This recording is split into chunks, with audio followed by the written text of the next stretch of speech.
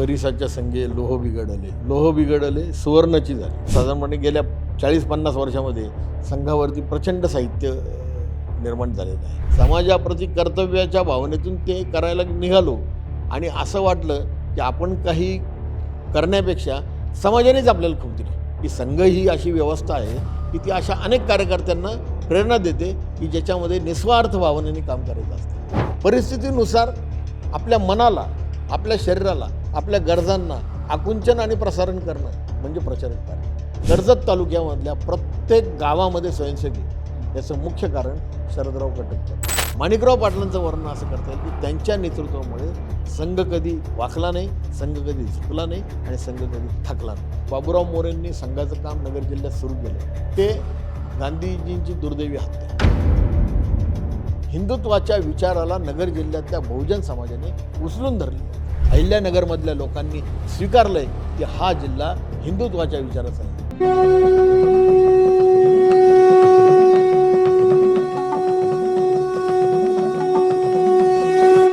नमस्कार। विचार भारती मंथन या पॉडकास्टमध्ये मी डॉक्टर ऋषिकेश आपलं पुन्हा एकदा स्वागत करतो। आज परिसवेध या संघ कार्यकर्त्यांच्या आयुष्यावर आणि त्यातील अनुभवांवर एका पुस्तकाच्या तृतीय आवृत्तीचं आता प्रकाशन 26 तारखेला होणार आहे। या पुस्तकाचे लेखक असलेले आणि ज्येष्ठ संघ कार्यकर्ते तसेच विचार भारतीचे अध्वर्यू असलेले आदरणीय श्री रवींद्रजी मुळे उर्फ राजाभाऊ हे आपल्याशी संवाद साधण्यासाठी इथे आलेले आहेत। राजाभाऊ नमस्कार। नमस्कार। परिसवेध हे आपल्या पुस्तकाचं आता प्रकाशन होणार आहे, त्याच्या तृतीय आवृत्तीचं प्रकाशन होणार आहे। संघाच्या हा शताब्दी वर्षाचं एक वर्ष चालू आहे आणि 100 वर्ष संघाला पूर्ण होत असताना आपला जो प्रदीर्घ अनुभव संघ कार्याचा आहे त्या संदर्भात यामध्ये विविध अनुभव आपण वर्णन केलेले आहेत। परिसवेध या शीर्षकामधून आपल्याला काय अभिप्रेत आहे या संदर्भात आपण काय सांगाल? संघामध्ये एक गीत गायलं जातं, आम्ही बिघडलो तुम्ही बिघडाना। या गीतामध्ये एक ओळ आहे, परिसाच्या संगे लोह बिघडले सुवर्णाची झाली। पण प्रत्यक्षात जेव्हा संघाचं काम मी करायला लागलो आणि अशा व्यक्तिरेखांचा वेध घ्यायला लागलो तर हे एक असं अजब परिस मला सापडलं की ज्या परिसाच्या संपर्कात येणाऱ्या व्यक्तीमध्ये परिसरूप निर्माण झालं। म्हणजे शास्त्र असं सांगतं की परिसाच्या स्पर्शाने लोखंडाचं सोनं होतं, पण इथं अशी पद्धत विकसित झाली की इथून परिसाच्या संपर्कात येणाऱ्या व्यक्तींमध्ये सुद्धा ते परिसरूप निर्माण झालं। आणि मला त्यामुळे असं वाटलं की हा सगळा जो काही वेध आहे हा या परिसास्वरूप व्यक्तिमत्वांचा वेध आहे आणि म्हणून मला असं वाटलं की याचं शीर्षक परिसवेध असावं। अच्छा, आता आपण वर्णन केलं तसं संघाला आता 100 वर्ष पूर्ण होत आहेत आणि ह्या काळामध्ये अशा कार्यकर्त्यांच्या आयुष्यावर लिहावं। वास्तविक संघाची एक भूमिका असते की प्रसिद्धी परामुख राहणं, प्रसिद्धीपासून दूर राहणं, मीडियासमोर कधी न येणं। पण अशा वेळेस आपल्याला असं का वाटलं की ह्या लोकांचं आयुष्यसुद्धा लोकांच्या समोर आलं पाहिजे, या कार्यकर्त्यांचं आयुष्याचं दर्शन लोकांना झालं पाहिजे? आपली काय भूमिका होती यामागची नेमकी? नाही, संघ प्रसिद्धीपासून दूर होता याला काळ बराच लोटला। साधारणपणे 1977-78ला त्यावेळेचे ऑर्गनायझरचे संपादक होते KR मालकानी, त्यांनी एक पुस्तक लिहिलं द RSS स्टोरी आणि तिथपासून संघाबद्दलची पुस्तकं, संघाबद्दलचं साहित्य हे प्रसारित व्हायला थोडी गती मिळाली। त्याच्यामध्ये काही लोकांनी संघावरती PhD केली आणि त्या PhDची थेसिस, प्रबंध हे सुद्धा पुस्तक रूपाने प्रसिद्ध झाले। त्यामुळे आता जर का काळ बघितला तर साधारणपणे गेल्या 40-50 वर्षामध्ये संघावरती प्रचंड साहित्य निर्माण झालेलं आहे। परंतु हे जे पर्टिक्युलर माझं लिखाण आहे या लिखाणाची कथा जरा वेगळी आहे। आपण बघतो की सामाजिक माध्यमं ही एक बाजूनी बघितलं तर वरदान ठरलेली आहेत। आपल्या मनातल्या विचारांना अभिव्यक्त करण्यासाठीचं अत्यंत सोपं माध्यम आणि अत्यंत गतीने लोकांपर्यंत पोहोचणारं माध्यम म्हणून सामाजिक माध्यम मानलं जातं। जेव्हा संघाच्या कामाबद्दल वेगवेगळी चर्चा व्हायला लागली, कार्यकर्त्यांच्या मनामध्ये म्हणण्यापेक्षा वेगवेगळ्या मतमतांतर असणाऱ्या लोकांना संघाच्या कामाबद्दल उत्सुकता निर्माण झाली। काहींनी त्याला सकारात्मकतेने बघितलं तर काहींनी त्यांना नकारात्मकतेनं बघितलं। तेव्हा त्या नकारात्मकतेनं बघणारे जे लोक होते त्या लोकांना संघाच्या कामाचं विकास किंवा संघाच्या कामाच्या विचाराचं समाजामध्ये जे परसेप्शन झाले पर्क्युलेशन झालेलं आहे, जे झिरपलेलं आहे ते विनाकारण झालेलं नाही आहे. तर त्याच्यामागं काही नव्हे अनेक लक्षावधी कार्यकर्त्यांची तपश्चर्या कारणीभूत आहे. आणि त्या अशा अनेक लक्षावधी कार्यकर्त्यांच्यामध्ये नगर जिल्ह्यातले सुद्धा अनेक कार्यकर्ते आहेत.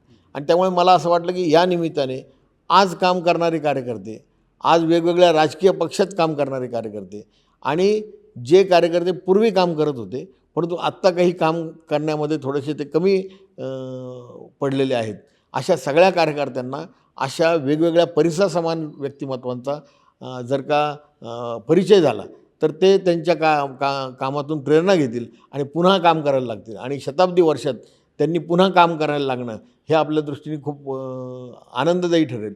आणि म्हणून ह्या 3ऱ्या आवृत्तीचं प्रकाशन करायचं असा निर्णय झाला आणि भारतीय विचार साधनेनी ते प्रकाशन करायचं ठरवलं. हे पुस्तक प्रकाशित होत असताना ही त्याची जी आवृत्ती आहे ही विस्तारित आवृत्ती आहे. अनेक अनुभव त्यामध्ये अजून वाढलेले आहेत. राजाभाऊ, ह्या पुस्तकांविषयी आणि पुस्तकामधल्या व्यक्तिरेखांविषयी आपण चर्चा करूया, त्यातल्या अनुभवांविषयी पण आपण चर्चा करूया. पण तत्पूर्वी हे पुस्तक लिहिण्यामागची आपली जी पार्श्वभूमी आहे तिचं थोडक्यात आपण चर्चा करूया. आपली सुरुवात ही स्थापत्य अभियांत्रिकीच्या शिक्षणाने झाली. COEP म्हणजे गव्हर्नमेंट इंजिनिअरिंग कॉलेजसारख्या अत्यंत प्रतिष्ठित अशा इंजिनिअरिंग कॉलेजमधून आपण अभियांत्रिकीची पदवी घेतली. खरं तर आपल्यासमोर अनेक वाटा खुल्या होत्या, आपण व्यावसायिकदृष्ट्या अनेक प्रगती करू शकला असता. पण हे न करता त्यावेळेस आपण प्रचारक म्हणून जाण्याचा निर्णय घेतला. आता प्रचारक ही कल्पना बरेच लोकांना माहिती आहे, बरेच लोकांना माहिती नाही पण आहे. तर प्रचारक ह्या कल्पनेविषयी पण आपण सांगा, ही काय नेमकी ही आहे आणि आपण हा निर्णय घेतला त्यामागची आपली मनोभूमिका आणि त्यामागे प्रेरणा देणाऱ्या आपल्या व्यक्ती याबद्दल आपले अनुभव ऐकायला आम्हाला आवडेल. प्रचारक या शब्दाची व्याख्या बऱ्याच वेळा अशी केली जाते की असं पोस्टकार्ड की ज्या पोस्टकार्डवरती पत्ता नसतो. अच्छा. तो पत्ता टाकायचा असतो, तो संघाने टाकायचा असतो. म्हणजे प्रचारक ही दुसऱ्या बाजूनी जर विचार केला तर ती मानसिक अवस्था आहे. त्या मानसिक अवस्थेचं व्यवच्छेदक लक्षण जर म्हणता येईल तर संघशरणता हे त्याचं व्यवच्छेदक लक्षण आहे की संघ सांगेल ते करायचं. ही धारणा प्रत्येक स्वयंसेवकाच्या मनामध्ये असते. त्यामुळे खऱ्या अर्थाने संघाची जी धारणा आहे ती ज्याला योग्य प्रकारे समजलेली आहे तो प्रत्येक कार्यकर्ता हा प्रचारक मानसिकतेत जगत असतो. परंतु स्पेसिफिक प्रचारक व्यवस्था ही परमपूजनीय गुरुजींच्या काळात आणि त्यातपूर्वी डॉक्टर हेडगेवारांनी जो संघाचा विस्तार केला त्या काळामध्ये शिक्षण घेण्यासाठी वेगवेगळ्या ठिकाणी जायचं आणि शिक्षण घेता घेता डॉक्टरांनी दिलेले जे पाथेय त्या पाथेयाचं प्रत्यक्षात कार्यपद्धतीत रूपांतर करून कार्यात रूपांतर करून तिथं कार्य उभं करायचं. अशा प्रकारची प्रेरणा डॉक्टर हेडगेवारांनी दिल्यानंतर वेगवेगळ्या प्रांतांमध्ये असे शिक्षण घेणारे जे कार्यकर्ते निर्माण झाले त्यांचं पुढे नाव प्रचारक असं पडलं असं मला वाटतं. परमपूजनीय गुरुजींनी त्याला अजून व्यवस्थित त्या व्यवस्थेला सगळं स्वरूप दिलं. आपल्या नगर जिल्ह्यात ज्या नगर जिल्ह्याचा इतिहास या पुस्तकात प्रामुख्याने आहे त्या नगर जिल्ह्यातसुद्धा इथल्या गुणे आयुर्वेद कॉलेजमध्ये बाबूराव मोरे नावाचे नागपूरचे कार्यकर्ते हे वैद्यकीय शिक्षण घेण्यासाठी आले. परमपूजनीय डॉक्टर हेडगेवारांनी त्यांना तिथं पाठवलं आणि त्यांनी इथं आयुर्वेदाचं शिक्षण घेत असताना वेगवेगळ्या तालुक्यांमध्ये आपल्या परिश्रमाने संघाचं काम उभं केलं. त्यामुळे प्रचारक ही एक अत्यंत अद्भुत कल्पना आहे. कधीकधी त्या प्रचारक संकल्पनेचं वर्णन करताना शुभ्र वेशातले संन्यासी असं केलं जातं. बऱ्याच वेळा भगव्या वस्त्रातले जे संन्यासी असतात ते संन्यासी समाजापासून दूर असतात काहीसे आणि सामान्य माणूससुद्धा अशा संन्यस्त व्यक्तीच्या जवळ जाण्यासाठी थोडा घाबरतो किंवा त्याला थोडं संकोच वाटतो. परंतु प्रचारक ही व्यवस्था अशी आहे की ते आहेत अंतर्मनाने संन्यस्त वृत्तीचे, परंतु ते समाजात वावरत असताना सर्वांसारखे वावरत असतात की जेणेकरून सर्व समाजाने त्यांच्यापासून अलिप्त न होता उलट जवळ यावं.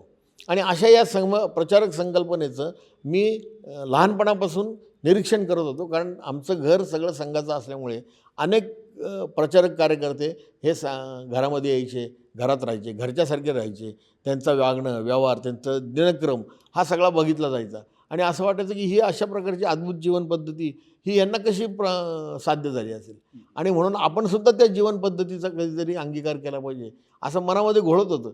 पुण्याला COEPमध्ये असताना तिथं श्रीधरपंत फडके नावाचे एक अतिशय आजही ते मोतीबागेत असतात. एक अतिशय प्रेरणादायी व्यक्तिमत्व होतं आणि ते सातत्याने माझ्या संपर्कात होते आणि ते सातत्याने मला असं म्हणत होते की बा तू असं काहीतरी जीवनामध्ये विचार करू शकतोस. आणि कालच निवर्तले मधुबाई कुलकर्णी हे त्यावेळेस पुणे महानगराचे काही काळ प्रचारक होते. नंतर सुहासराव हिरेमठ प्रचारक होते. आमच्या घरामध्ये कायम दामोअण्णा दातेंचं नाव घेतलं जायचं, ते नेहमी यायचे. भाऊराव ताथोडेकरांसारखे जिल्हा प्रचारक मी जवळून बघितले होते. आणि या सगळ्यामुळे असं वाटलं की नाही, आपण ह्या अशा प्रकारच्या जीवनाचा अनुभव घेतला पाहिजे आणि त्यामुळे काही विशेष करतोय अशा भावनेने मी हे काही केलं नाही. समाजाप्रती कर्तव्याच्या भावनेतून ते करायला निघालो आणि असं वाटलं की आपण काही करण्यापेक्षा समाजानेच आपल्याला खूप दिलं. ह्या 2 वर्षात मी 2च वर्ष गेलं, परंतु समाजानेच इतका अनुभव दिला, संघाच्या कामाचा इतका अनुभव या सगळ्या प्रक्रियेतनं मिळाला की पुढचे आजपर्यंत जे माझ्या आयुष्याची सगळी वाटचाल आहे, या वाटचालीचा पाया एका अर्थाने ह्युमन रिसोर्स मॅनेजमेंट हे जे आपण म्हणतो, याचा सगळा अभ्यास माझा एक प्रकारे या प्रचारक काळात गेला. त्यामुळे प्रचारक जीवन जगत असताना मी काय केलं, मी काय दिलं, याच्यापेक्षा मला इतकं मिळालं की त्याची कृतज्ञता व्यक्त करणं शब्दामध्ये शक्य नाही आणि त्याची परतफेड करणं हे पूर्ण आयुष्यात होईल की नाही ही पण मला शंका वाटते. अगदी खरं आहे राजाभाऊ, कारण प्रचारक ह्या व्यक्तीचा त्या संघाशी जोडल्या गेलेल्या कुटुंबामध्ये काय एक प्रभाव असतो, हे जो संघाशी जोडला गेलेला त्या प्रत्येकाला ती कल्पना आहेच आहे. प्रचारक म्हणून आपण 2 वर्ष कार्य केलं. ह्या 2 वर्षातले काही किस्से, अनुभव आपण सांगू शकाल इथे? अनेक किस्से, अनुभव सांगता येतील. सांगायला बसलो तर आज आपलं हे पॉडकास्ट दिवसभर चालेल, इतका अनुभव आहे आणि त्याच अनुभवांचं काही प्रतिबिंब परिस्वेद पुस्तकात पण उमटलेलं आहे. परंतु सुरुवातीला जेव्हा मी प्रचारक म्हणून गेलो तेव्हा मला त्यावेळेस सूर्यभानजी पाटील वाडणे हे कोपरगावमध्ये होते आणि ते प्रदेशाचे अध्यक्ष होते, एकेकाळचे संघाचे तालुका कार्यवाह. आणि मी प्रचारक निघालो ही बातमी पेपरमध्ये आली होती. मला त्यांनी पहिला प्रश्न विचारला की संघामध्ये कधी अशी पद्धत सुरू झाली की प्रचारक निघाल्यानंतर पेपरमध्ये बातमी येते. आणि माझ्याला असं लक्षात आलं की अरे कुणी बातमी दिली असेल. संघ मगाशी तुम्ही जसं म्हटले प्रसिद्धीपासून संघ हा दूर आहे, त्याचं योग्य प्रकारे मला जाणीव करून देण्याचं काम सूर्यभान पाटील वाडणेंसारख्या ज्येष्ठ कार्यकर्त्यांनी दिलं. जेव्हा मी काही ठिकाणी फिरायचो तेव्हा फिरत असताना माझा परिचय करून दिला जायचा की हे असे कॉलेज ऑफ इंजिनिअरिंगमधून अशा श्रेणीमध्ये पास झालेले, त्यांना अनेक नोकऱ्या उपलब्ध होत्या, तरीसुद्धा संघाचे प्रचारक निघालेत, एकुलते एक आहेत पण घरदार विसरून ते आपल्याबरोबर काम करतात ते वगैरे वगैरे. आणि ते असे कौतुकाचे शब्द ऐकले की मला संकोच वाटायचा. म्हणून मी एकदा एका ज्येष्ठ कार्यकर्ते राजाभाऊ जोगळेकर त्यावेळी जिल्हा कार्य होते, ते तिथं राहत होते, त्यांना म्हटलं की असं माझं नेहमी परिचय करून दिलं की मला संकोचल्यासारखं होतं. तर तेव्हा त्यांनी मला जे सांगितलं ते माझ्या आयुष्यात माझ्या मनात पक्क बिंबलं गेलं. ते म्हटलं अरे तू असं समजू नको की हा तुझं कौतुक आहे, तू काही हे ऐकून हरभऱ्याच्या झाडावर जाऊन बसू नको, हे तुझं कौतुक नाही आहे, हे संघाचं कौतुक आहे. हा संघाचा परिचय आहे की संघ ही अशी व्यवस्था आहे की ती अशा अनेक कार्यकर्त्यांना प्रेरणा देते की ज्याच्यामध्ये निस्वार्थ भावनेने काम करायचं असतं. आणि मग तू एकटा नाही असा, तो अनेक आहेत आणि तुझ्यापेक्षा कर्तृत्ववान, तुझ्यापेक्षा क्षमतेचे आणि तुझ्यापेक्षाही जास्त अडचणीतून संघाचे प्रचारक गेलेले आणि आयुष्यभर काम करणारे असे अनेक उदाहरणं आहेत. त्यामुळे हा तुझा परिचय नाही आहे, हा संघाचा परिचय आहे. त्यावेळेस माझं आकाशात फिरणारं जे विमान होतं ते जमिनीवरती आलं आणि माझ्या लक्षात आलं असं आत्मविलोपी होणं हे मला संघामध्ये प्रचारक असताना शिकायला मिळालं. अनेक अनुभव आहेत. अनेक छोट्या समाजाच्या दृष्टीने अत्यंत छोटे असणारे कार्यकर्ते मनाने विचारांनी किती मोठे असू शकतात याचं प्रत्यंतर आलं. एक दिवस संगमनेर तालुक्यात भागवतवाडी म्हणून छोटंसं गाव आहे, त्या गावामध्ये नवीनच शाखा सुरू झाली होती आणि गाव म्हणजे ती एक वस्ती होती आणि त्या वस्तीमध्ये सगळे असे कोपीमध्ये राहायचे आणि त्यामुळे मी शक्यतो तिथं मुक्काम माझा व्हायचा नाही. आणि एक दिवशी बस माझी चुकली आणि बस चुकल्यानंतर रात्री मुक्कामाची वेळ आली. मुक्कामाची वेळ आल्यानंतर त्या छोट्या शालेय आणि अशाच विद्यार्थी सगळे शाखेत यायचे. ते म्हटले आता शिक्षक तुम्ही कुठं झोपणार? म्हटलं अरे आहे ना मंदिरात मी झोपेल. आणि मी रात्री तिथं पथारी टाकली, सतरंजी वगैरे बरोबर नेलेली नव्हती, कुणीतरी काहीतरी आणून दिलं आणि पथारी टाकली मी आपली. आणि पहाटेच्या वेळेस पाऊस सुरू झाला. त्या मंदिरामध्ये वरतून काही छत नव्हतं मी आता प्रश्न पडला की आता पावसात आपल्याला भिजावं लागणार म्हणून जागा झालो आणि गार थंडी वाजत होती म्हणून असा बसलो होतो. तेवढ्यात एक छोटा स्वयंसेवक पहाटेच्या वेळेस पळत पळत माझ्याकडे आला आणि मला म्हटलं, शिक्षक चला चला. मी म्हटलं कुठं? अहो तुम्ही भिजाल म्हणे, घरी चला माझ्या. मला माहिती होतं की त्याचं घर म्हणजे एक कोपी होती आणि त्या घरामध्ये राहणारे जे व्यक्ती होते ते त्यांची संख्या जर लक्षात घेतली तर त्या कोपीमध्ये जागाच असण्याची शक्यता नव्हती. तरी पण त्याच्या मनामध्ये पहाटेच्या वेळेस पावसाचा आवाज ऐकल्यानंतर आपले शिक्षक पावसात भिजतील म्हणून तो मला घेऊन गेला. आणि घेऊन गेल्यानंतर जेव्हा मी त्या कोपीमध्ये प्रवेश केला तेव्हा माझ्या असं लक्षात आलं की मी जर का या कोपीमध्ये आडवा झालो तर अनेकांना आपली शरीरं आकुंचन करून घ्यावी लागतील.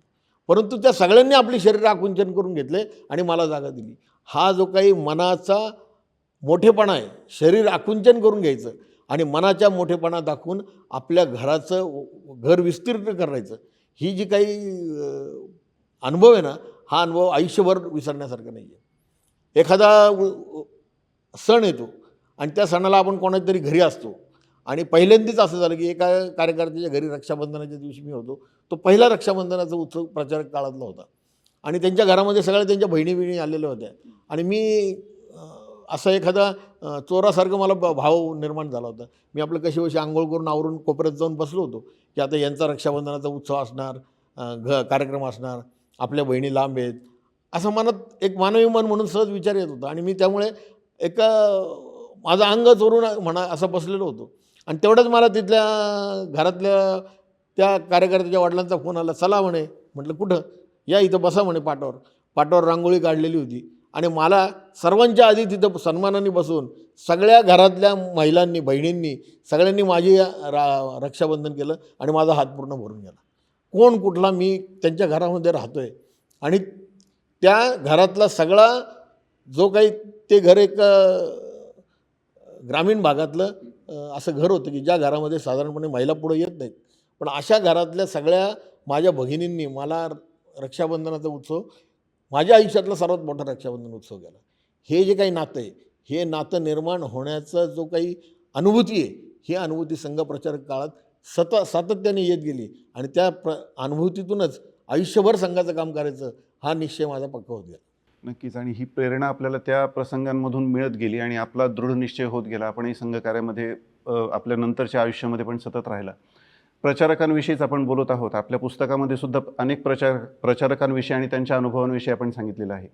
आपण जो प्रसंग सांगितला की आपल्याला मंदिराच्या याच्यामध्ये झोपावं लागलं आणि नंतर त्या छोट्याशा स्वयंसेवकांनी तुम्हाला घरी बोलावलं, तर तसंच दामूअण्णा दाते जे आपल्याकडचे प्रचारक होऊन गेले आणि ज्यांचं नाव आजही लोक घेतात, त्यांच्या आठवणी सांगतात, त्यांच्या बाबतीतही असेच काही किस्से घडले होते. खूप.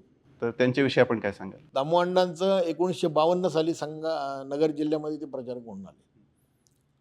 एकदा असं झालं, अलीकडच्या काळात जेव्हा दामूअण्णांबरोबर प्रवास करण्याचा योग आला आणि एका ठिकाणी आम्ही मुक्कामाला होतो आणि दामूअण्णांनी मुक्कामाला असताना झोपताना शाल घेतली आणि शाल पूर्ण डोक्यावरनं पांघरून ते झोपायला लागले.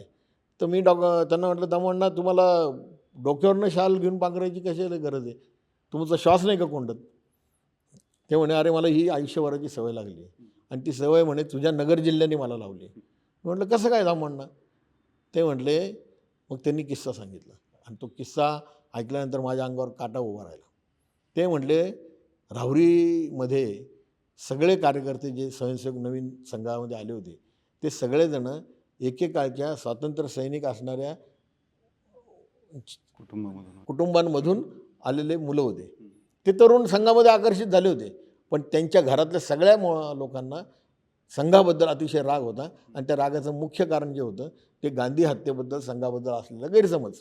आणि त्यामुळे मुलं, ते तरुण स्वयंसेवक सगळे म्हणे माझ्याबरोबर दिवसभर फिरायचे, पण रात्री कोणाच्याही घरी मला आसरा नसायचा, कुठं राहायचा हा प्रश्न असायचा. म्हणून म्हणे, नेवासकर तुला माहिती आहेत ना म्हणे. म्हटलं हो माहिती आहेत. त्या नेवासकरांच्या, मामा नेवासकर त्यांना म्हणायचे, त्यांच्या दुकानाच्या बाहेर एक फळी होती की ज्या फळीवरती मी रात्री झोपायचो. व्हायचं असं की रात्री सगळे लाईट अंधार झाल्यानंतर त्या फळीच्या खालून राहुरीतली गटार वाहत असायची आणि त्या गटारीतून दिवसभराची सगळी घाण वाहत असायची आणि ती घाण वाहत असताना तिथं प्रचंड डासांचं साम्राज्य असायचं आणि मग दिवसभर त्या घाणीतून निर्माण झालेल्या त्या डासांच्या पासून संरक्षण मिळवण्यासाठी मला पर्याय नसायचा, मला पूर्ण शरीर झाकून घ्यावं लागायचं. आणि ते पूर्ण शरीर झाकून घेऊन झोपण्याची सवय मला त्याच्यामुळे लागली. विचार करू शकता, VJTIमधनं इलेक्ट्रिकल इंजिनियर झालेला त्यावेळेसचा इंजिनियर एक माणूस अशा प्रकारे आपलं जीवन जगतोय. सकाळी उठायचं, मुळा नदीवरती जाऊन आंघोळ करायची, तिथं कपडे वाळूत वाळवायचे आणि काहीच रात्रीच्या कुठल्याही गैरसोयीचा चेहऱ्यावरती भाव न आणता प्रसन्न मनाने पुन्हा सगळ्या स्वयंसेवक कार्यकर्त्यांमध्ये मिळून आपलं काम करत राहायचं. या प्रकारचं काम नगर जिल्ह्यामध्ये ज्यांनी केलं त्यामध्ये दामोअण्णा दाते. आणि आज जे नगर जिल्ह्यातलं सगळं काम उभं राहिलेलं दिसतंय आपल्याला, त्याचा पाया त्यांनी घातला. तर अशा प्रकारच्या हालापेष्टम माझ्या प्रचारक जीवनाच्या काळात तर खूप अनुकूलता त्या मानाने होती आणि आत्ताच्या मानाने तर त्यावेळेची प्रतिकूलता कल्पनाही करण्या इतकी नाही. पण अशा प्रतिकूलतेमध्ये दामोअण्णा दातेंसारख्यांनी एक आदर्श प्रस्थापित केला सगळ्या प्रचारकांसमोर. आणि त्यामुळे नगर जिल्ह्यामध्ये कुठलाही प्रचारक गेला की त्याच्या कर्तृत्वाचं मोजपट्टी ही दामोअण्णा दाते ही होती.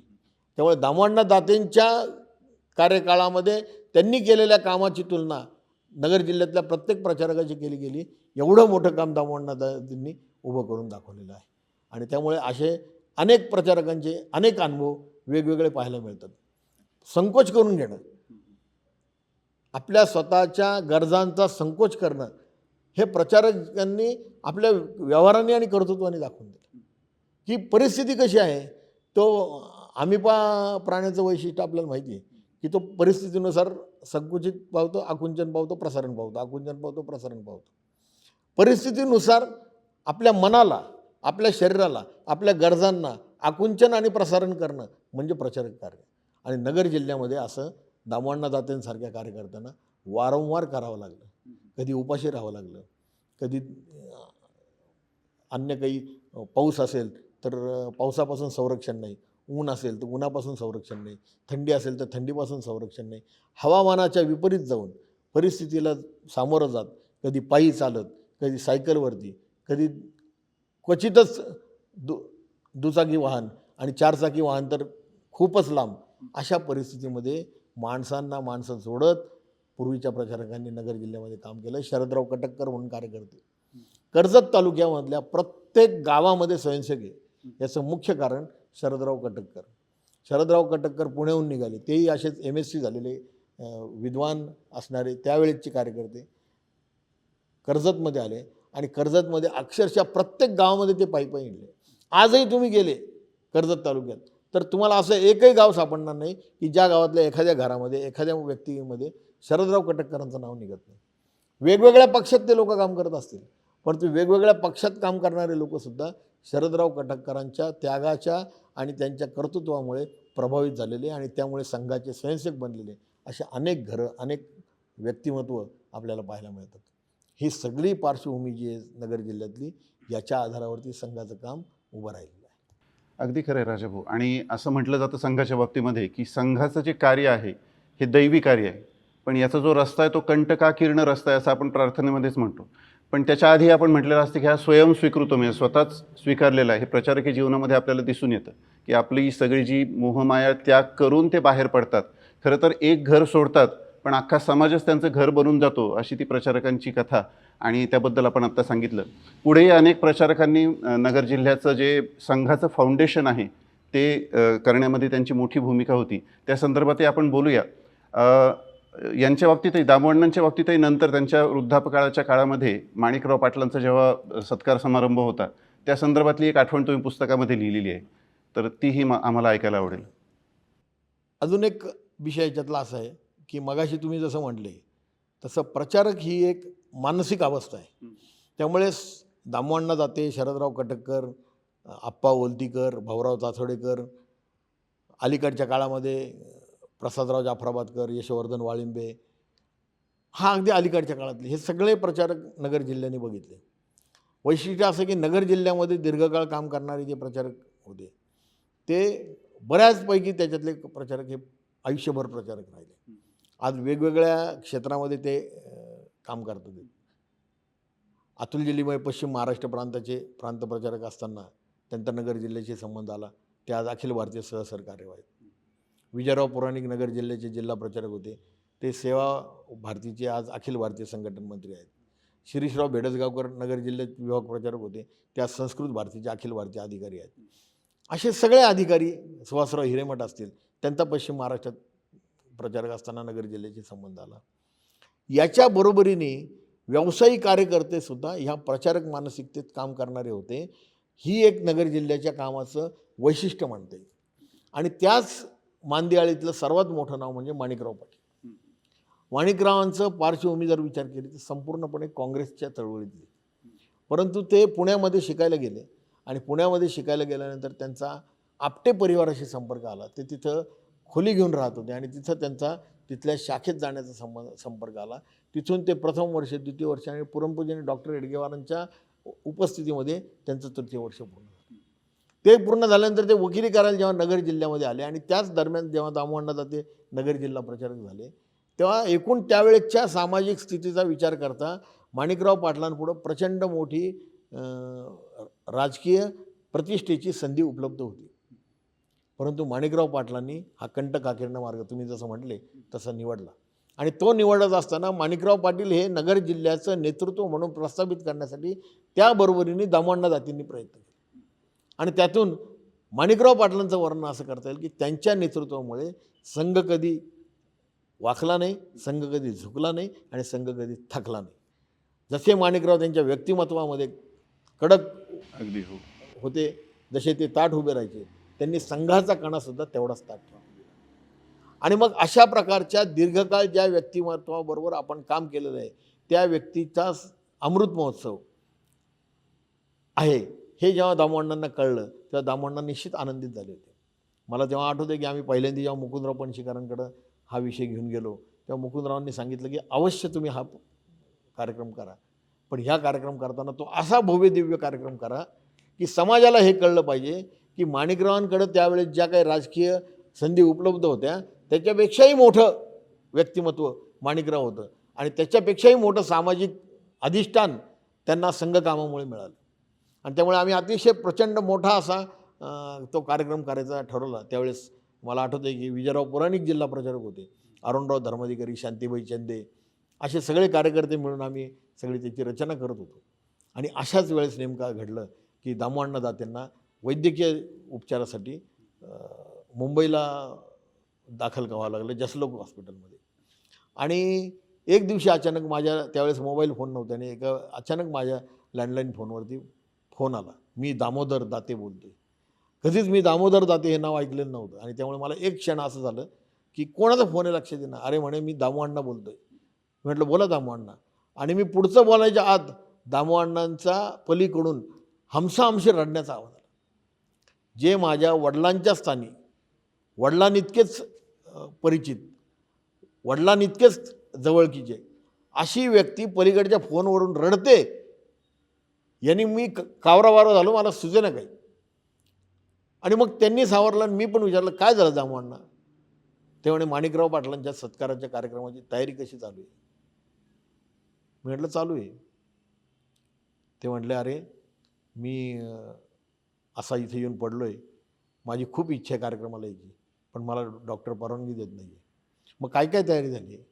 आणि मग एखाद्या लहान मुलासारखं किंवा एखाद्या तरुणाच्या उत्साहात त्यांनी हे झालं का, ते झालं का, यांना सांगितलं का, त्यांना सांगितलं का, असं केलं का, माणिकरावांचं तुम्हाला हे माहिती आहे का, पहिलू तो पहिलू माहिती आहे का, असं भरभरून सांगायला सुरुवात झाली. आणि मग जवळजवळ तो नित्यनियम झाला की रोज 1 दिवसाआड 2 दिवसाआड सकाळच्या वेळेस दामोअण्णांचा फोन यायचा चौकशीसाठी कार्यक्रमाची तयारी कुठपर्यंत आली.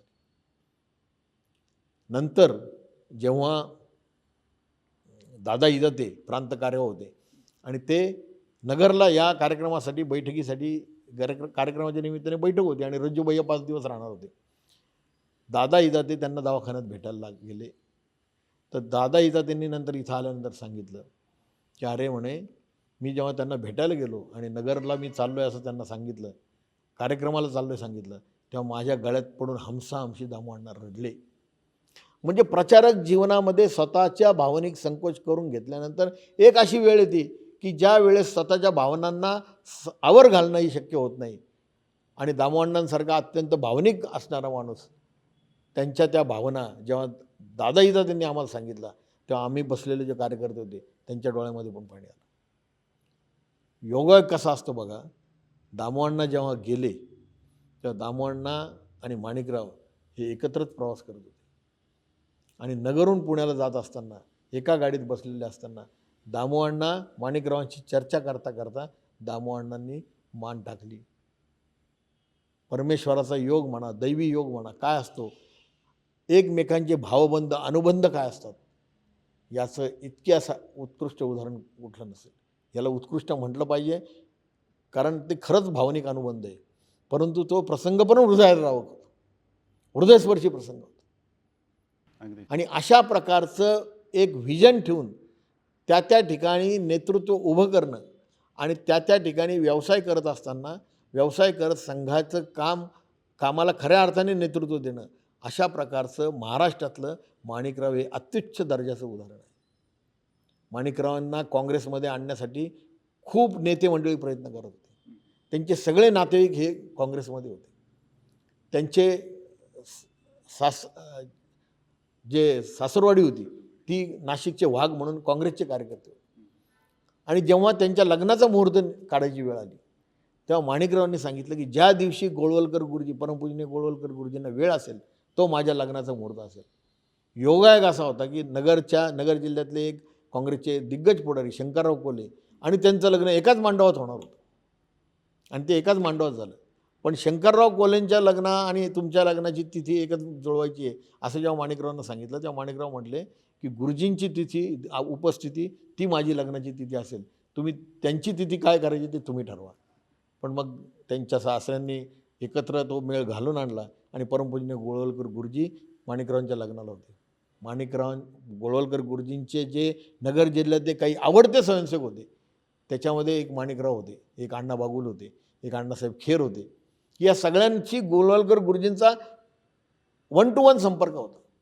अशा प्रकारचं नगर जिल्ह्यातल्या कार्यकर्त्यांचा संच आणि त्या कार्यकर्त्यांचा संच एकत्रित जुळवणारे दामोअण्णा जाते आणि या सगळ्यावरती लक्ष ठेवून नगर जिल्ह्याच्या कामाचं मूल्य समजणारे गोळवलकर गुरुजींसारखे सरसंघचालक ही नगर जिल्ह्याच्या संघ कामाची खूप मोठी उपलब्धी आहे.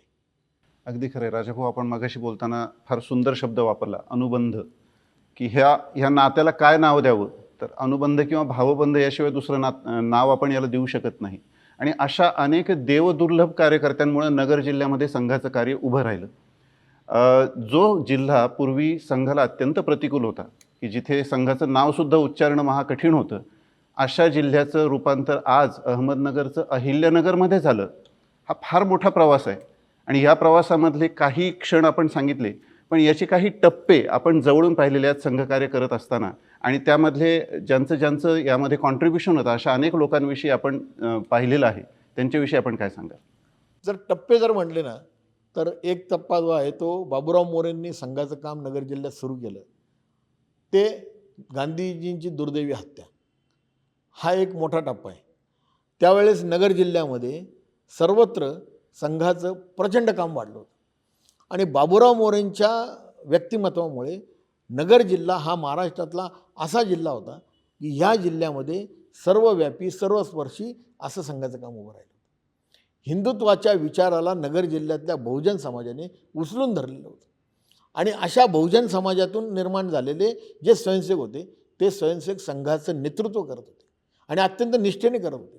म्हणजे नगरचा विचार केला तर नगरमधले आत्ताच्या अभय आगरकर कार्यकर्त्याचे वडील जगन्नाथ पाटील आगरकर किंवा बाबूराव मोरे नावाचेच एक कार्यकर्ते होते किंवा संजय निवसरकर म्हणून कार्यकर्ता होते त्याचे वडील वसंतराव निवसरकर किंवा डॉक्टर प्रल गावडे ज्यांचा उल्लेख पुस्तकामध्ये आहे, लेख आहे, ते प्रल गावडे प्रसिद्ध शिक्षणतज्ञ, ही नगरमधली पहिली फळी. यांच्या संपर्कात आलेले अण्णा पाटील कदम देवळाली प्रवराचे त्यांनी देवळाली प्रवराला शाखा सुरू केली. अण्णा पाटील कदमांच्या संपर्कातून राहुरी परिसरात काम सुरू झालं.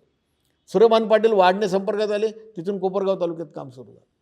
असं सर्वत्र काम सुरू झालं आणि त्यामुळे हा 48पर्यंतचा टप्पा हा संघाच्या कामाचा अतिशय सुवर्णकाळ होता.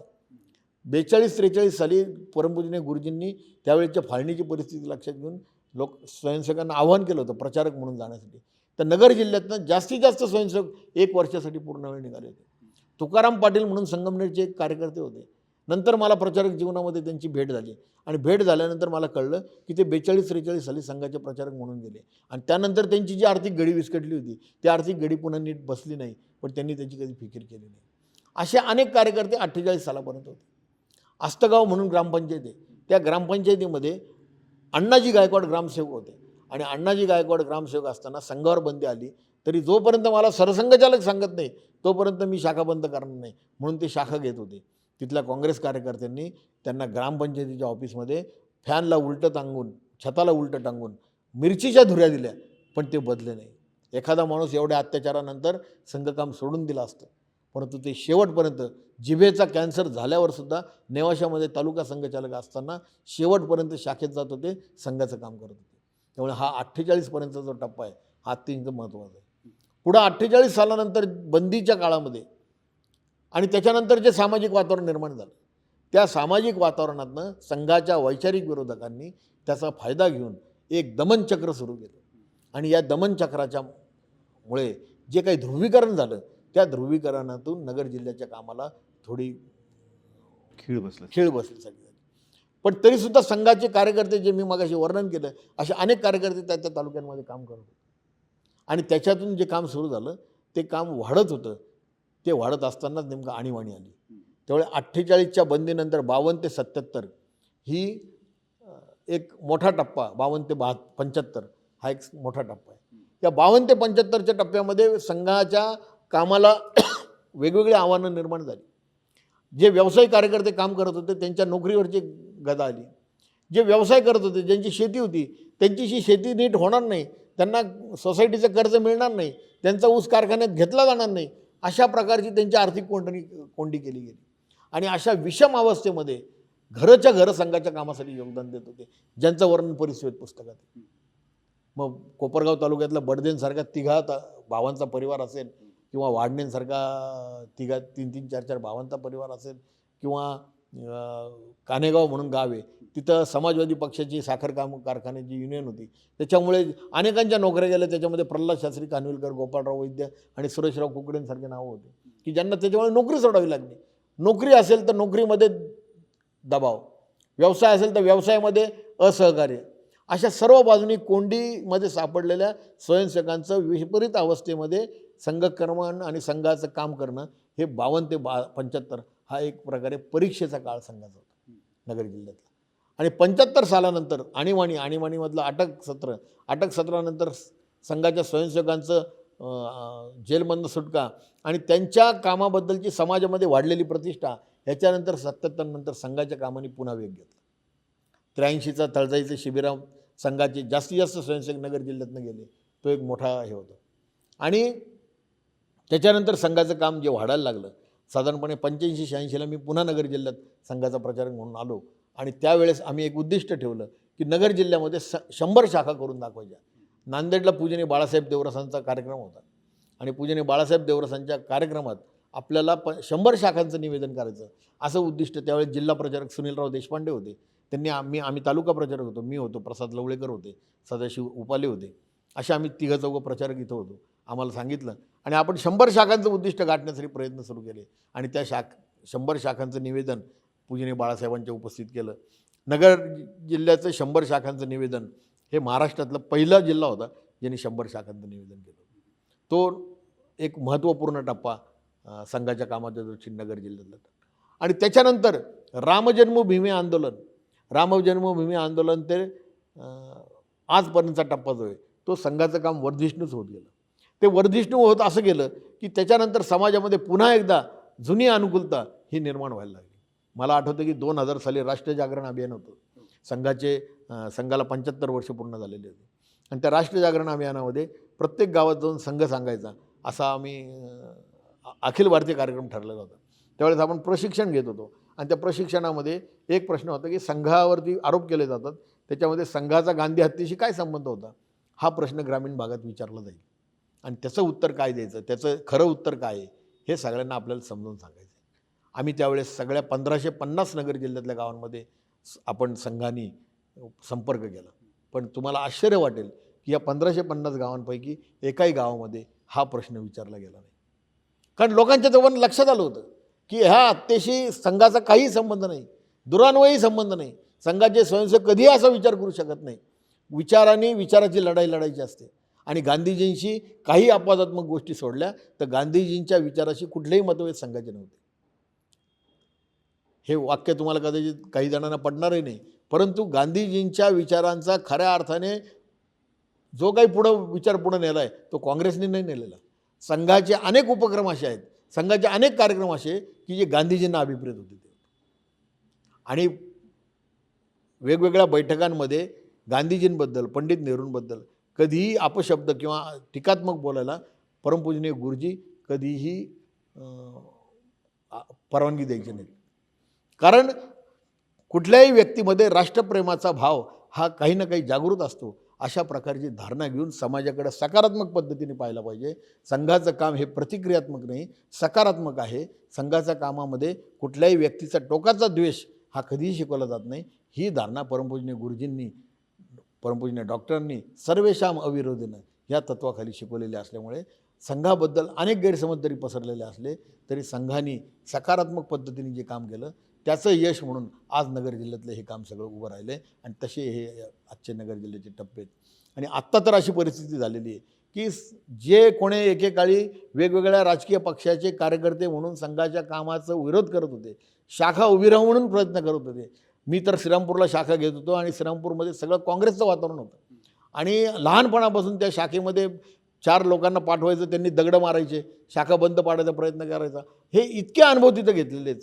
त्या सर्व गावांमध्ये ज्या गावांमध्ये संघाला विरोध झाला त्या गावांमध्ये आज संघासाठी, ज्याला आपण रेड कार्पेट म्हणतो, अशा प्रकारचं वातावरण निर्माण झालं. हा एक फार मोठा बदल, फार मोठा टप्पा नगर जिल्ह्यातल्या कामाने गाठला आहे. नगर जिल्ह्याचं नाव अहमदनगरचं अहिल्यानगर झालं हे आपोआप झालेलं नाही आहे. अशा प्रकारचं हे जे काही वैचारिक परिवर्तन झालेलं आहे, अहिल्यानगरमधल्या लोकांनी स्वीकारलं आहे की हा जिल्हा हिंदुत्वाच्या विचाराचा आहे. या जिल्ह्यामध्ये संभाजी राजांवरती अत्याचार केले गेलेत. या जिल्ह्यामध्ये पसायदान लिहिलं गेलं आहे. या जिल्ह्यामध्ये अहिल्यादेवी होळकरांचा जन्म झालेला आहे. अशा या जिल्ह्याच्या ज्या वैचारिक विचाराचे आम्ही वारसदार आहोत त्याच विचाराचा राष्ट्रीय स्वयंसेवक संघ आहे. आणि म्हणून संघाचं काम नगर जिल्ह्यामध्ये वाढतं. राजाभाऊ, आपण आत्ता खूप जिल्ह्याच्या स्थित्यंतराचं वर्णन केलं आणि कबीराच्या भाषेत जर बोलायचं झालं तर धीरे धीरे रे मना धीरे सब कुछ होय, माली सीचे 100 घडा ऋतू आये फल होय, असं कबीराने म्हटलेलं आहे. आणि ते इतके जे कष्ट घेतले गेले त्याची फळं आता आपण संघकार्याच्या दृष्टीने पाहत आहोत. पण ह्या स्थित्यंतराच्या काळामध्ये जशी प्रचारक ही कल्पना खूप मोठी होती, तशी संघाचं घर ही एक कल्पना फार वेगळी आणि अनोखी अशी कल्पना आहे की एखादा व्यक्ती जेव्हा संघाला जोडला जातो तेव्हा तो एकटा व्यक्ती नसतो, तर ते घरच पूर्ण जोडलं जातं. तर संघाचा घर हे काय नेमकी कल्पना आहे, या संदर्भात आपण काही किस्से सांगा. संघाचं घर याचा अर्थ एका अर्थाने संघाचं ते कार्यालयच असतं. संघाच्या विचाराचं, तत्वाचं प्रतिबिंब त्या घरात उमटत असतं. सामाजिकदृष्ट्या कुठल्याही कार्यकर्त्याचं त्या घरामध्ये सहज प्रवेश असतो. जात पात या सगळ्याच्या पलीकडे जाऊन परस्परांशी असणारं हृदयाचे संबंध, संघबंधुत्वाचा भाव हा समाजामध्ये जागृत करण्याचा जो डॉक्टरजींचा उद्देश होता त्याचं प्रत्यक्ष उदाहरण म्हणजे अशी संघाची घरं असतात. आणि मग अशा प्रकारचं तत्त्व स्वीकारल्यानंतर संघाचं त्या तत्त्वासाठी त्यागाची परिसीमा गाठावी लागली. तर त्या त्यागाच्या परिसीमेसाठी सर्व घर कटिबद्ध कसं होतं याची अनेक उदाहरणं नगर जिल्ह्यामध्ये. एकच उदाहरण मी तुम्हाला सांगतो, खूप वेळा चर्चेत नाव आले आणि पुस्तकात पण आले. नगर जिल्ह्यामध्ये कोपरगाव तालुक्यात मळेगाव थडी म्हणून गाव आहे, त्या गावामधनं बडदे परिवाराला संघाचा परिस्पर्श झाला. मोठे भाऊ संघामध्ये यायला लागले, मधले भाऊ संघात यायला लागले, धाकटे भीमराव बडदे संघात यायला लागले. भीमराव बडदे लॉ कॉलेजला पुण्याला गेले आणि तिथं अधिक संघाचे सगळे लढाऊ कार्यकर्ते झाले. इकडं कृष्णाजी आणि उत्तमराव बडदे हे पण काम करायला लागले. आणीबाणीच्या काळात भीमरावनी सत्याग्रह केला, जेलमध्ये गेले. कृष्णराव बाय डिफॉल्ट कार्यकर्ते म्हणून गेले आणि फक्त उत्तमराव बडदे हे घरामध्ये शेती सांभाळत असताना एक दिवस अचानक पोलीस त्यांच्याकडे आले आणि पोलिसांनी घरामध्ये विचारलं वडील कुठे आहेत. त्या निरागस मुलीने वडिलांना शेतात काम करत असल्यामुळे पोलिसांना तिथे घेऊन गेली. पोलिसांनी त्यांना विचारलं उत्तमराव तुम्हाला आता आम्ही घेऊन जाणार आहोत, घरी जाऊन यायचं असलं तर चला. उत्तमरावांच्या लक्षात आलं की घरामध्ये वयस्कर आई आहे, 2 मुलं जेलमध्ये गेलेत हे माहिती आहे, आता तिसराही मुलगा जेलमध्ये जातो आहे हे कळल्यानंतर ती जागेवरतीच प्राण सोडे. त्यामुळे पत्नी आणि आई दोघींचाही निरोप न घेता उत्तमराव सरळ गाडीत बसले आणि मुलीला सांगितलं की आईला सांग मी आता काकांच्याकडे चाललेलो आहे, तुझ्या काकांकडं भीमरावकडून त्यांच्याकडे चाललो आहे. हा स्वतःच्या आईचंही दर्शन नाही घ्यायचं मातृभूमीसाठी. दुर्दैवाने त्यांच्या आईनंतर गेल्या. पण हा किस्सा इथं संपत नाही. ह्या बडदे परिवारामध्ये त्यावेळेस ग्रामीण भागात असं वातावरण होतं की आणीबाणीच्या काळात जे जेलमध्ये गेलेले लोक होते त्या कार्यकर्त्यांशी गावातले लोक बोलत नव्हते, व्यवहार करत नव्हते. त्यांच्याशी बोललो, त्यांच्याशी व्यवहार केला, त्यांना काही मदत केली तर पोलीस आपल्यावरती काही कारवाई करतील का अशी दहशत होती. आणि दुर्दैवाने उत्तमरावांचा एक मुलगा आजारी पडला जो अत्यंत लहान वयाचा होता, 5-6 महिन्याचाच कदाचित असेल. डॉक्टरांना ते उपचार तिथं उपलब्ध झाले नाही गावामध्ये, म्हणून तालुक्याच्या ठिकाणी गेले. तालुक्याच्या ठिकाणी फी द्यायला पैसे नव्हते, त्यामुळे तिथेही ट्रीटमेंट नीट मिळालं नाही. परत घरी आले. घरी आल्यानंतर तो या मुलाचा ताप हा मेंदूमध्ये गेला आणि मेंदूमध्ये गेल्यानंतर मॅनिंजायटिस त्या मुलाला झाला. तो कायमचा अधू झाला. आणि वाणीने दिलेली बडदे परिवाराला ही मोठी एका अर्थाने अशा प्रकारची देणगी होती, शिक्षा होती. 40 वर्ष त्या परिवाराने त्या मुलाला सांभाळल्यानंतर काही वर्षापूर्वी तो गेला. विचार करू शकतो की ह्या परिस्थितीचा उद्वेग होऊन संघाबद्दल समाजाबद्दल एक नकारात्मकता निर्माण होऊ शकते. पण आम्ही पुत्र अमृताचे ह्या भावनेने काम करणारे आणि नळकंठासारखं विष पचवणारे हे सगळे संघ कार्यकर्ते. उत्तमरावांनी आणीबाणीमधून जेलमधनं बाहेर आल्यानंतर हरिभक्त पारायण होऊन प्रवचनाचा आणि प्रबोधनाचा मार्ग स्वीकारला. पण त्यांनी कधीही संघाला नावं ठेवले नाही. संघामुळे आमच्यावर अन्याय झाला म्हणून आम्हाला काहीतरी द्या अशी मागणी केली. ही संघाची. राजाभाऊ, ह्या सगळ्या लोकोत्तर कार्यकर्त्यांच्या कष्टानंतर एक दिवस असा आला की ज्या दिवशी एक स्वयंसेवक देशाचा प्रधानमंत्री झाला, पंतप्रधान झाला. अटलजी ज्यावेळेस पंतप्रधान झाले, अटलजींचंच एक वाक्य आहे की अंधेरा छटेगा, सूरज निकलेगा और कमल खिलेगा.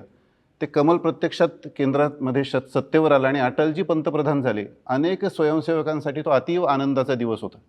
या संदर्भातले काही किस्से आपल्याकडून ऐकायला आवडेल. मला असं आठवतं आहे की मी संघाच्या घरातला असल्यामुळे आमच्या घरामध्ये पंडित दीनदयाळ उपाध्याय, अटल बिहारी वाजपेयी, गोळवलकर गुरुजी हीच आमची दैवतं. आणि अशा अनेक घरं की ज्या घरांमध्ये कुलपुरुष, कुलदेवता कुठली होती माहीत नाही, पण हे कुलपुरुष कुलदेवता नक्की होते. आणि त्यामुळे यांचं भावविश्व हेच त्या घरांचं भावविश्व बनलं होतं. म्हणजे ज्या दिवशी अटलजींचा दुसऱ्यांदा शपथविधी होऊन विश्वासदर्शक ठराव पास झाला त्यावेळेस अनेक जणांच्या डोळ्यामध्ये आनंदाश्रू वाहत होते. आमच्या घरामध्ये स्वतः आमचे वडील की ज्यांनी सातत्याने कुठेही अटलजींची सभा असली तर ती चुकवली नाही, ते पण त्या दिवशी ढसाढसा रडत होते, पण ते आनंदाश्रू होते. पण याच्यापेक्षा एक प्रसंग सांगतो. अण्णाजी गायकवाड, मागाशी मी आष्टगावचं उदाहरण दिलं तुम्हाला. दुर्दैवाने त्यांना जिभेचा कॅन्सर झाला होता. आणि जिभेचा कॅन्सर झाल्या असताना त्यांचा नातू त्यांना जेव्हा डॉक्टरकडे घेऊन गेला तर डॉक्टरांनी त्या नातवाला सांगितलं की अरे बाबा, आजोबांचे फार दिवस राहण्याची शक्यता नाही आहे, त्यांची प्रकृती सांभाळली पाहिजे, त्यांना ब्लिडिंग होतं आहे खूप. आणि त्यावेळेस अण्णाजींना थोडं ऐकायला कमी यायचं. अण्णाजींनी विचारलं नातवाला, अरे काय म्हणतात डॉक्टर? नातवाला काय सांगावं प्रश्न पडला. पण त्यांनी सांगितलं की आजोबा तुम्हाला त्यांना कॅन्सर झालेला आहे आणि तुमचं त्रास होतो आहे, तुम्हाला, तुम्ही काळजी घेतली पाहिजे. तेव्हा अण्णाजी असं म्हटले की त्यांना सांग, घाबरू नका, जोपर्यंत अटल बिहारी वाजपेयी पंतप्रधान होत नाहीत तोपर्यंत या अण्णा गायकवाडला काहीही होणार नाही. आणि योग असा की अण्णाजी गायकवाडांनी ज्या दिवशी अटलजींचा दुसऱ्यांदा शपथविधी होऊन त्यांना विश्वासदर्शक ठराव पास झाला, संपूर्ण नेवाशामध्ये त्यांनी साखर आणि पेढे वाटले आणि त्याच्यानंतरच देह ठेवला. हा एखाद्या स्वयंसेवकाचा पंतप्रधान होण्याचा किंवा सत्तेच्या जवळ जाण्याचा विषय नाही आहे. अटल बिहारी वाजपेयी सत्तेत जाऊन पंतप्रधान बनल्याने अण्णाजी गायकवाडांसारख्या सामान्य कार्यकर्त्याला, सामान्य म्हणण्यापेक्षा असामान्य कार्यकर्ता पण सामान्य स्थितीतल्या, काही मिळणार नव्हतं. परंतु एका प्रकारे या सगळ्या प्रतिकूल काळामध्ये जी विचाराचा विजयाचं प्रतीक म्हणून अटल बिहारी वाजपेयी पंतप्रधान, हा जो भाव लक्षावधी स्वयंसेवकांमध्ये होता, त्यामध्ये नगर जिल्ह्यातले अनेक स्वयंसेवक, कारण अटलजींचं नगर जिल्ह्याशी एक विशेष नातं होतं. बेलापूरला ते आलेले असताना बेलापूरहून श्रीरामपूरला त्यांना रेल्वे पकडायची होती. रेल्वे त्यांची हुकली. मग आता करायचं काय? तेव्हा पडेगावला जाऊन ती रेल्वे पकडायची. म्हणून बेलापूरचा एक स्वयंसेवक म्हटला, तुमची जर तयारी असेल तर मी तुम्हाला सायकलवरती पोहोचवतो. आणि अटलजींनी बेलापूर ते पडेगाव हा प्रवास सायकलवर केला. ज्या कार्यकर्त्यांनी त्यांना सायकलवरती नेलं, तो कार्यकर्त्याच्या आयुष्यामध्ये सांगण्यासारखी एक गोष्ट होती. तर कुणी गेलं की पहिल्यांदा हे सांगायचं. शिंदे नावाचे कार्यकर्ते होते. आणि योगायोग असा की एका सत्याग्रहाच्या मोर्चाचा कार्यक्रम जेव्हा दिल्लीत होता आणि अटलजी त्या मोर्चाचं निरीक्षण करण्यासाठी बाजूला उभे होते आणि हे कार्यकर्ते जेव्हा त्या मोर्चातून जात होते, तेव्हा एवढ्या वर्षानंतर अटलजी, क्या शिंदे कैसा चल रहा है, ही जी सलगी देणं आहे, हे जे आहे हे फार अद्भुत आहे. आणि म्हणून त्यामुळे अशा भावविश्वास जगणारे अनेक कार्यकर्ते अटलजी पंतप्रधान झाल्यानंतर जणू काही त्यांच्या आयुष्यातला कृतकृत्य होण्याचा अनुभव त्यांना आला. अगदी खरं आहे राजाभाऊ. राजकीय क्षेत्रामध्ये संघ कार्यकर्त्यांनी एका अत्युच्च पदावर जाणं हा एक भाग होता, पण सामाजिक विविध क्षेत्रांमध्ये संघाच्या स्वयंसेवकांनी अनेक कार्य उभं केली. आणि संघावर हा विनाकारण एक असा आरोप केला जातो की संघ हा केवळ लष्करच्या भाकऱ्या भाजण्याचं काम करतो, पण प्रत्यक्षात प्रकल्प म्हणून संघाचे काही नसतात. पण असे अनेक प्रकल्प की त्या क्षेत्राचं पूर्ण स्वरूप त्या प्रकल्पांनी बदलून टाकलं. असे अनेक प्रकल्प आणि त्या प्रकल्पामागे उभे राहणाऱ्या आभाळ्यासारखी माणसं, हे एक संघाचं वैशिष्ट्य आहे. अशा काही प्रकल्पांबद्दल आपण काय सांगाल? एका प्रकल्पाबद्दल मी तुम्हाला जरूर सांगेल. प्रकल्प अनेक आहेत. अकोल्याला वनवासी कल्याण आश्रम आणि वसतिगृह केले. या वसतिगृहामध्ये व्यक्ती निर्माणाचं काम व्हावं आणि वनवासी क्षेत्रामधल्या मुलांमध्ये त्यांचं व्यक्तिमत्व उजळावं, अशा प्रकारची एक प्रयत्न केला जातो. तिथं चंद्रभान टेके जे वारीचे स्वयंसेवक आहेत आणि नानी टेके हे दोन व्यक्तिमत्व तिथं त्या वसतिगृहामध्ये काम करत होते. आता निवृत्त झाले. पण आपल्या परिवारासारखं वसतिगृहातल्या सगळ्या मुलांचा व्यापक परिवार हा आपला परिवार आहे, अशा भावनांनी संस्कार देणे. याचा प्रत्यक्ष परिणाम काय असतो? तर आत्ता पुणे विद्यापीठामध्ये प्राध्यापक म्हणून काम करणारा कुंडलिक पारधी नावाचा एक विद्यार्थी, जो एकेकाळी वसतिगृहात राहत होता, जो पुणे विद्यापीठामध्ये आज प्राध्यापक म्हणून नोकरी करतो आहे, त्याची कथा रोमांचकारी आहे की संघाच्या प्रकल्पातून माणसांमध्ये काय परिवर्तन होऊ शकतं. हा कुंडलिक पारधी अकोल्यातल्या एका पाड्यावरती राहत होता. वडिलांनी दुसरं लग्न केल्यानंतर आईने हे जीवन संपवायचं ठरवलं. एका छोट्या बाळाला कडेवर घेऊन तिने विहिरीमध्ये उडी मारायचं ठरवलं. सुदैवाने म्हणा हा बाहेर गेलेला होता आणि हा तिथं उपलब्ध नव्हता. घरी आला, आईचं देह बघितला, मृतदेह. वडील विचारत नव्हते. मुलगा अनाथ होता. मुलाचं करायचं काय म्हणून नातेवाईकांनी उचलून त्याला वनवासी कल्याण आश्रमाच्या वसतिगृहात घेऊन टाकलं. हा अभ्यासामध्ये प्रगती होत नव्हती. दिवाळीला सगळेजण घरी जायचे, याला घर नव्हतं. हा विस्तारक म्हणून जायचा. टेके अण्णा त्याला वेगवेगळ्या गावांमध्ये विस्तारक म्हणून पाठवायचे. तो तिथं जायचा. परत दिवाळीहून आला, मे महिन्याच्या सुट्टीतून आला की पुन्हा शाळेत जायला लागायचा. पण अभ्यासात प्रगती नव्हती. 10वीला नापास झाला. नापास मुलांना वसतिगृहात ठेवत नव्हते. वसतिगृह 10वीपर्यंतच होतं. आणि त्याला सांगितलं की तू आता वसतिगृहात राहू शकणार नाहीस. त्याला काय करायचा प्रश्न पडला. एक प्रचारक त्याला मिळाले. त्या प्रचारकांनी त्याला कार्यालयात ठेवून घेतलं. त्याच्यामध्ये जिद्द निर्माण केली आणि त्यांनी साहीच्या साही विषय नापास झालेले असताना 10वी पुढच्या वेळेस पास झाले. ते पास झाल्यानंतर आता शिक्षण थांबवायचं नाही या भावनेने 11वी 12वी केलं. 12वी नंतर BA केलं. BA केल्यानंतर MA करायची इच्छा होती, पण पैसे नव्हते. पुण्यात गेला. पुण्यात केटरिंगचे कॉन्ट्रॅक्ट घ्यायला लागला आणि केटरिंगचे कॉन्ट्रॅक्ट घेता घेता MA झाला. MA झाल्यानंतर सेटनेट केलं आणि सेटनेट केल्यानंतर कुठली तरी नोकरी केली पाहिजे म्हणून कोर्टामध्ये पट्टेवाला झाला. एकदा त्याच्या ज्या जज साहेबांच्याकडे तो पट्टेवाला म्हणून काम करत होता, त्यांना कोणीतरी सांगितलं हे काय शिकलाय माहिती आहे का? तेव्हा त्यांनी सांगितलं की हा MA सेटनेट आहे. तेव्हा त्यांनी दुसऱ्या दिवशी त्याला सांगितलं की माझी गाडी तू पुसायची नाही, माझ्या घरात झाडू मारायचा नाही, कारण तू माझ्यापेक्षा जास्त शिकलेला आहे. आणि मग त्याला त्यांनी प्रतिष्ठेने वागायला सुरुवात केली.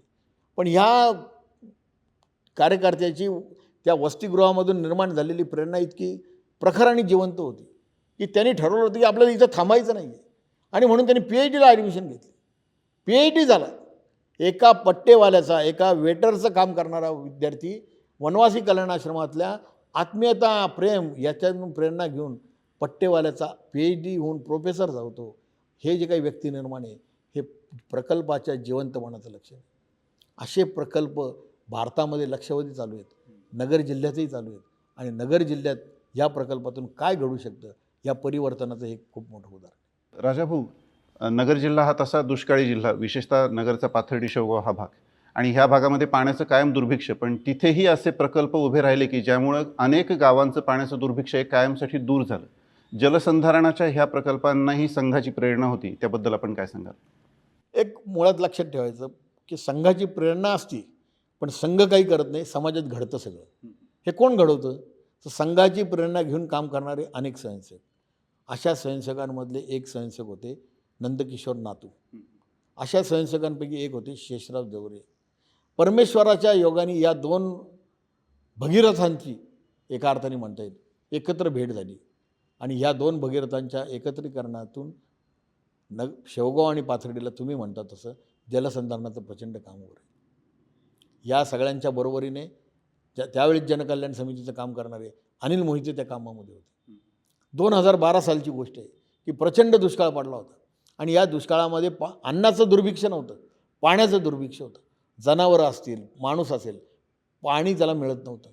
जेव्हा आम्ही त्या एकनाथवाडीला पहिल्यांदा गेलो तेव्हा आमच्या असं लक्षात आलं की टँकर आल्यानंतर त्या टँकरच्या मागं लोक पळतात आहेत, अनवाणी पळतात आहेत, आणि लोकांना पाणी मिळत नाही, पाणी वाया जाते, गर्दी होती, चेंगराचेंगरी होती. त्यामुळे पाणी हाच विषय घेऊन आपल्याला काही ना काही करण्याची गरज आहे, अशा प्रकारची भावना निर्माण झाल्यानंतर शेवगाव पाथर्डी तालुक्यातल्या 40 गावातले 45 गावातले प्रमुख लोक किंवा सरपंच किंवा सोसायटीचे अध्यक्ष अशांना घेऊन आम्ही शिरपूर नावाच्या गावामध्ये गेलो, धुळे जिल्ह्यात. ते शिरपूर पॅटर्न म्हणून प्रसिद्ध होतं. खानापूरकरांकडून सर्व माहिती घेतली.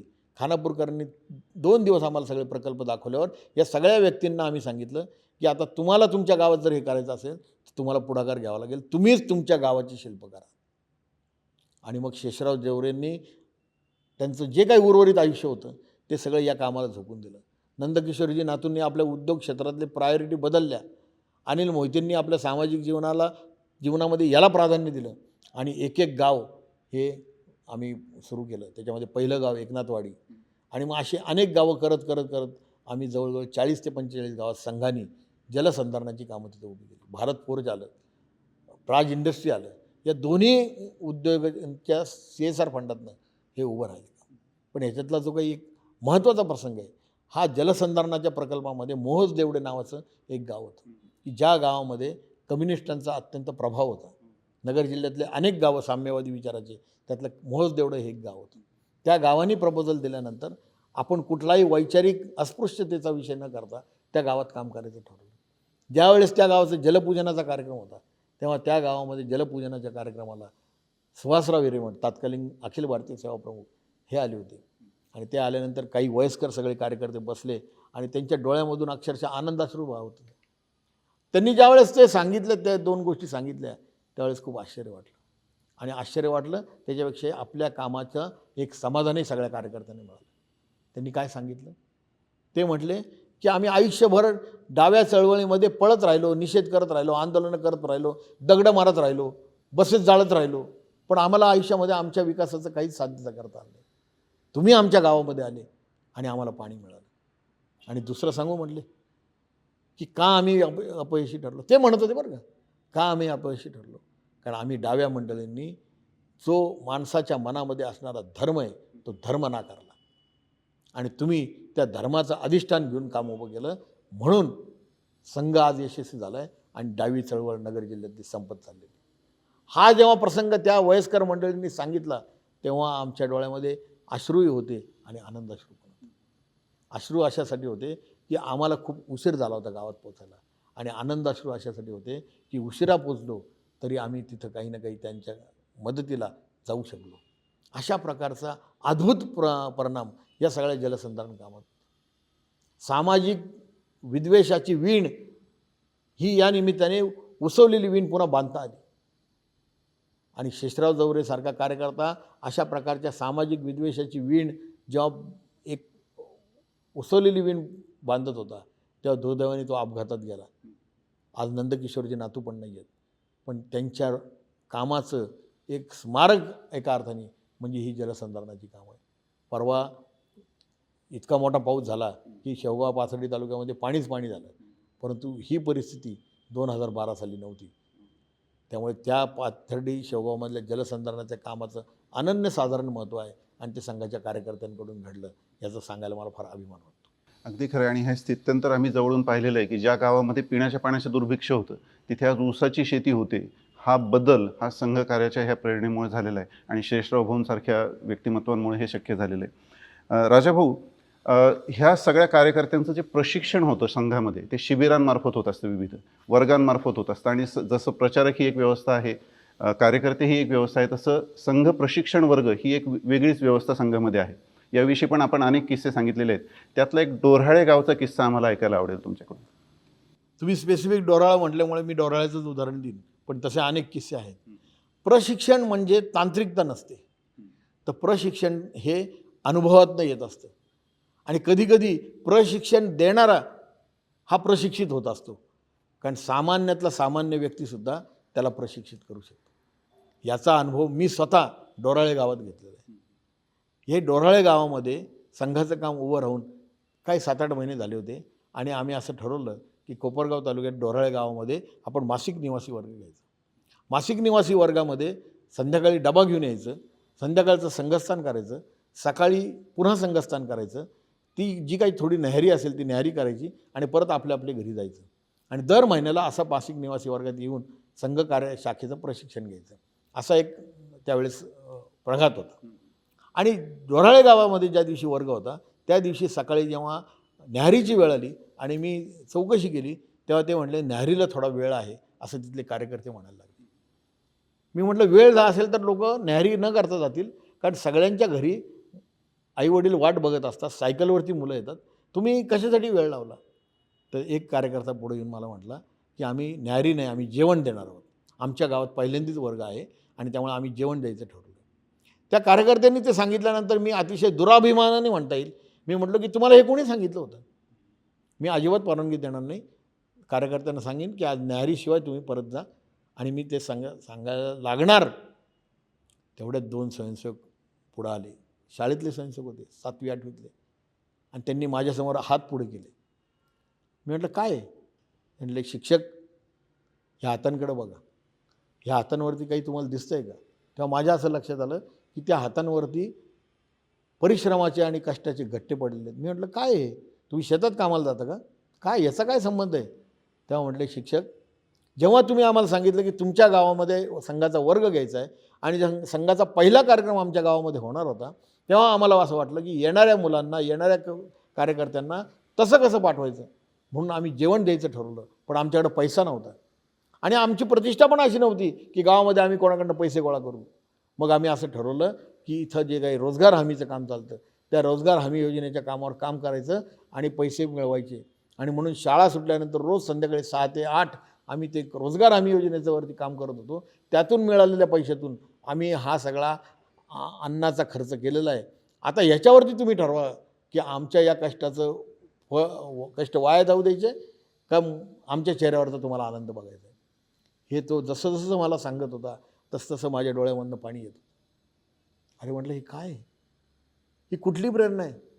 आणि डोराळे गावामध्ये 6 महिन्यापूर्वी जरी संघ सुरू झालेला असला तरी हे संघाचं काम आधीच तिथं होतं असा अर्थ ते निघतो.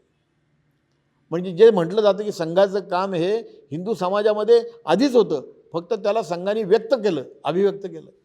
तसंच त्या स्वयंसेवकाच्या मनामध्ये असणारं स्वयंसेवकत्व हे जिवंतच होतं आणि म्हणून त्याचं प्रगटीकरण अशा प्रकारे झालं. आणि माझ्या आयुष्यामध्ये न विसरणारा असा एक प्रशिक्षण माझं झालं. सगळ्या कार्यकर्त्यांना बसवलं, सगळ्यांना समजून सांगितलं आणि त्या कार्यकर्त्यांनी सगळ्यांनी आनंदाने जेव्हा तिथं जेवण केलं तेव्हा त्या कार्यकर्त्या जे डोराळे गावातली मुलं होती त्या मुलांच्या डोळ्यातून पाणी आणि चेहऱ्यावरती समाधान मला दिसत. अशा प्रकारच्या प्रेरणेतून जेव्हा लोक काम करतात आणि ते जेव्हा सामाजिक जीवनात जातात तेव्हा कुठेतरी अकोल्याला वनवासी कल्याण आश्रमाचं वसतिगृह उभं राहतं, कुठेतरी जलसंधारणाचे प्रकल्प उभे राहतात, कुठंतरी जनकल्याण रक्तपेढी उभी राहते. कारण ह्या ठिकाणी काम करणाऱ्या कार्यकर्त्यांनी अशा प्रकारची प्रेरणा घेतलेली असते. छोट्या छोट्या गोष्टींमधून मिळणारी प्रेरणा आणि त्याचं प्रशिक्षण हा एक अद्भुत प्रयोग संघाने राबवलेला आहे असं मला वाटतं. अगदी खरं आहे. अनुभव समृद्ध असं जीवन जगण्याची प्रेरणा देणारे हे खरे प्रसंग आहेत असं म्हणायला हरकत नाही.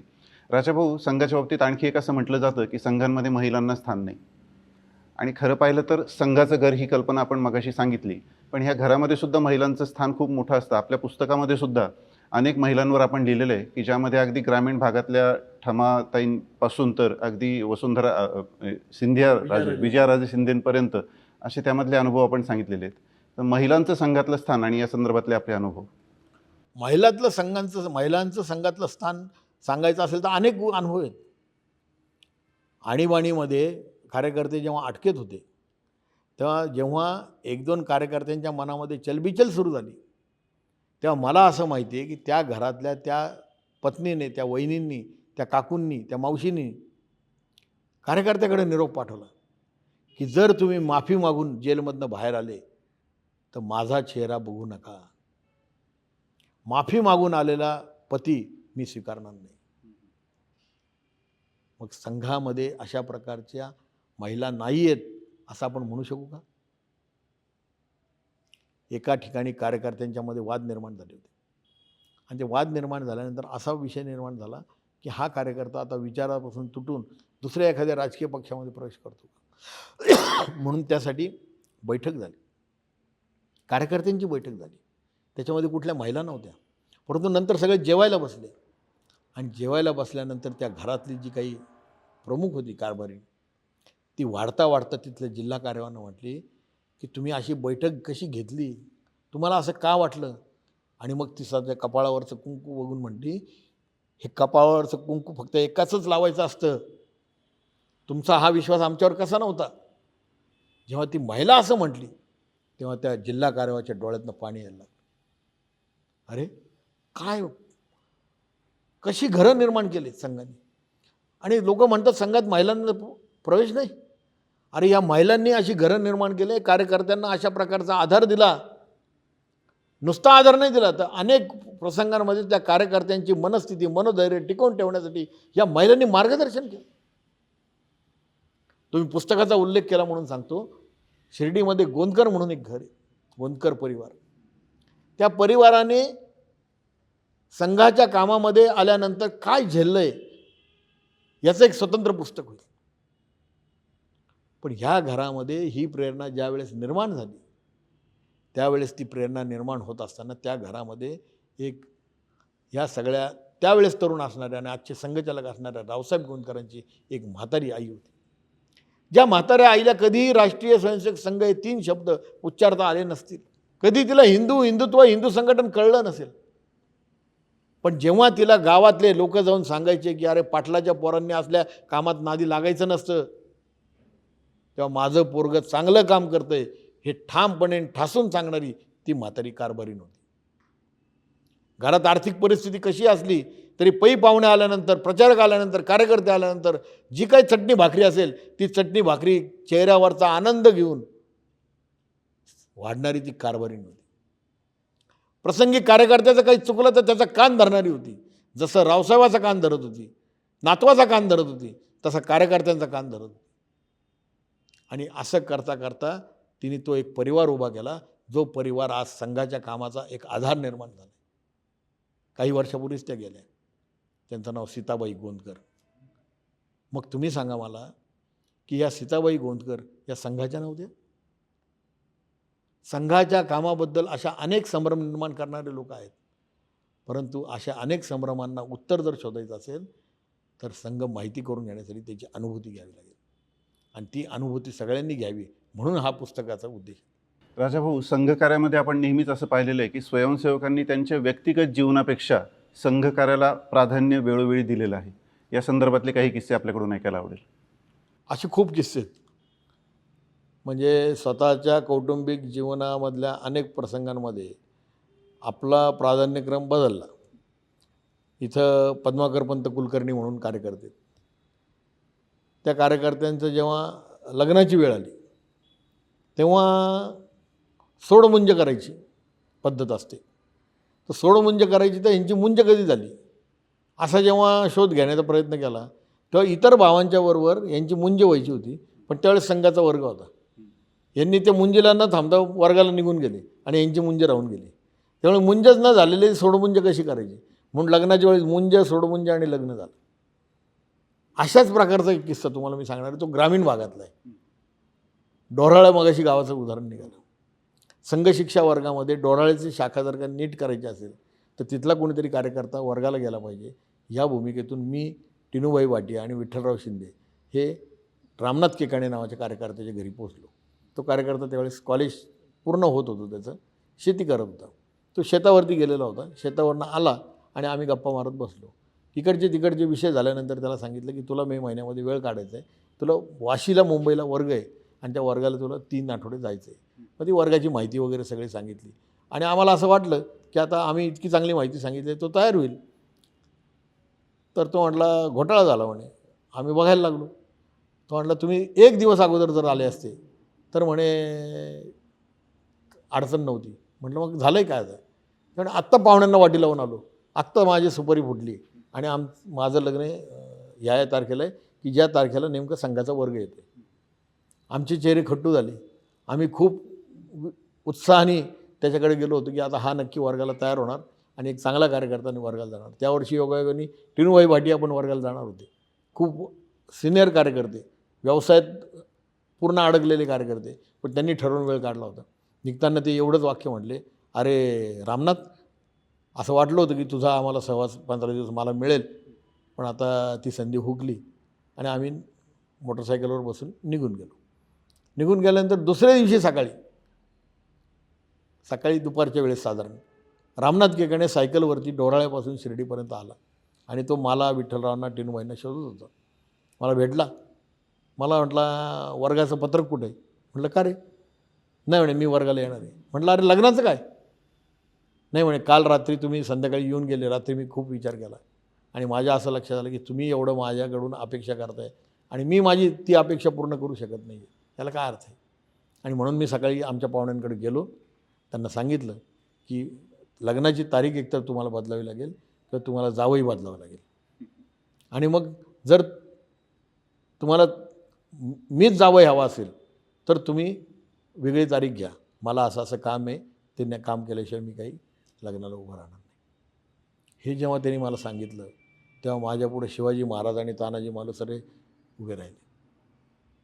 आधी लगीन कोंडाण्याचं मग रायबाचं अशा भूमिकेतून काम करणारे मावळ्यांचा प्रत्यक्ष रूप रामनाथ केकाण्याच्या रूपाने मला दिसत. संघ कामातली उदात्त प्रेरणा काय असू शकते, प्राधान्यक्रमता कशी असू शकते, याचं आयुष्यभर न पुसणारं उदाहरण रामनाथ केकाणेंनी माझ्या हृदयावरती कोरलं. अशी अनेक उदाहरणं आहेत. अगदी खरं. आणि हेच भावबंध अनुबंध अनेक कार्यकर्त्यांमध्ये आपल्याला दिसून येतात. याची काही उदाहरणं पण आपण आणखी सांगावीत असं आम्हाला वाटतं. उदाहरणं तर खूप आहे. किती सांगायचे आणि कसे सांगायचे.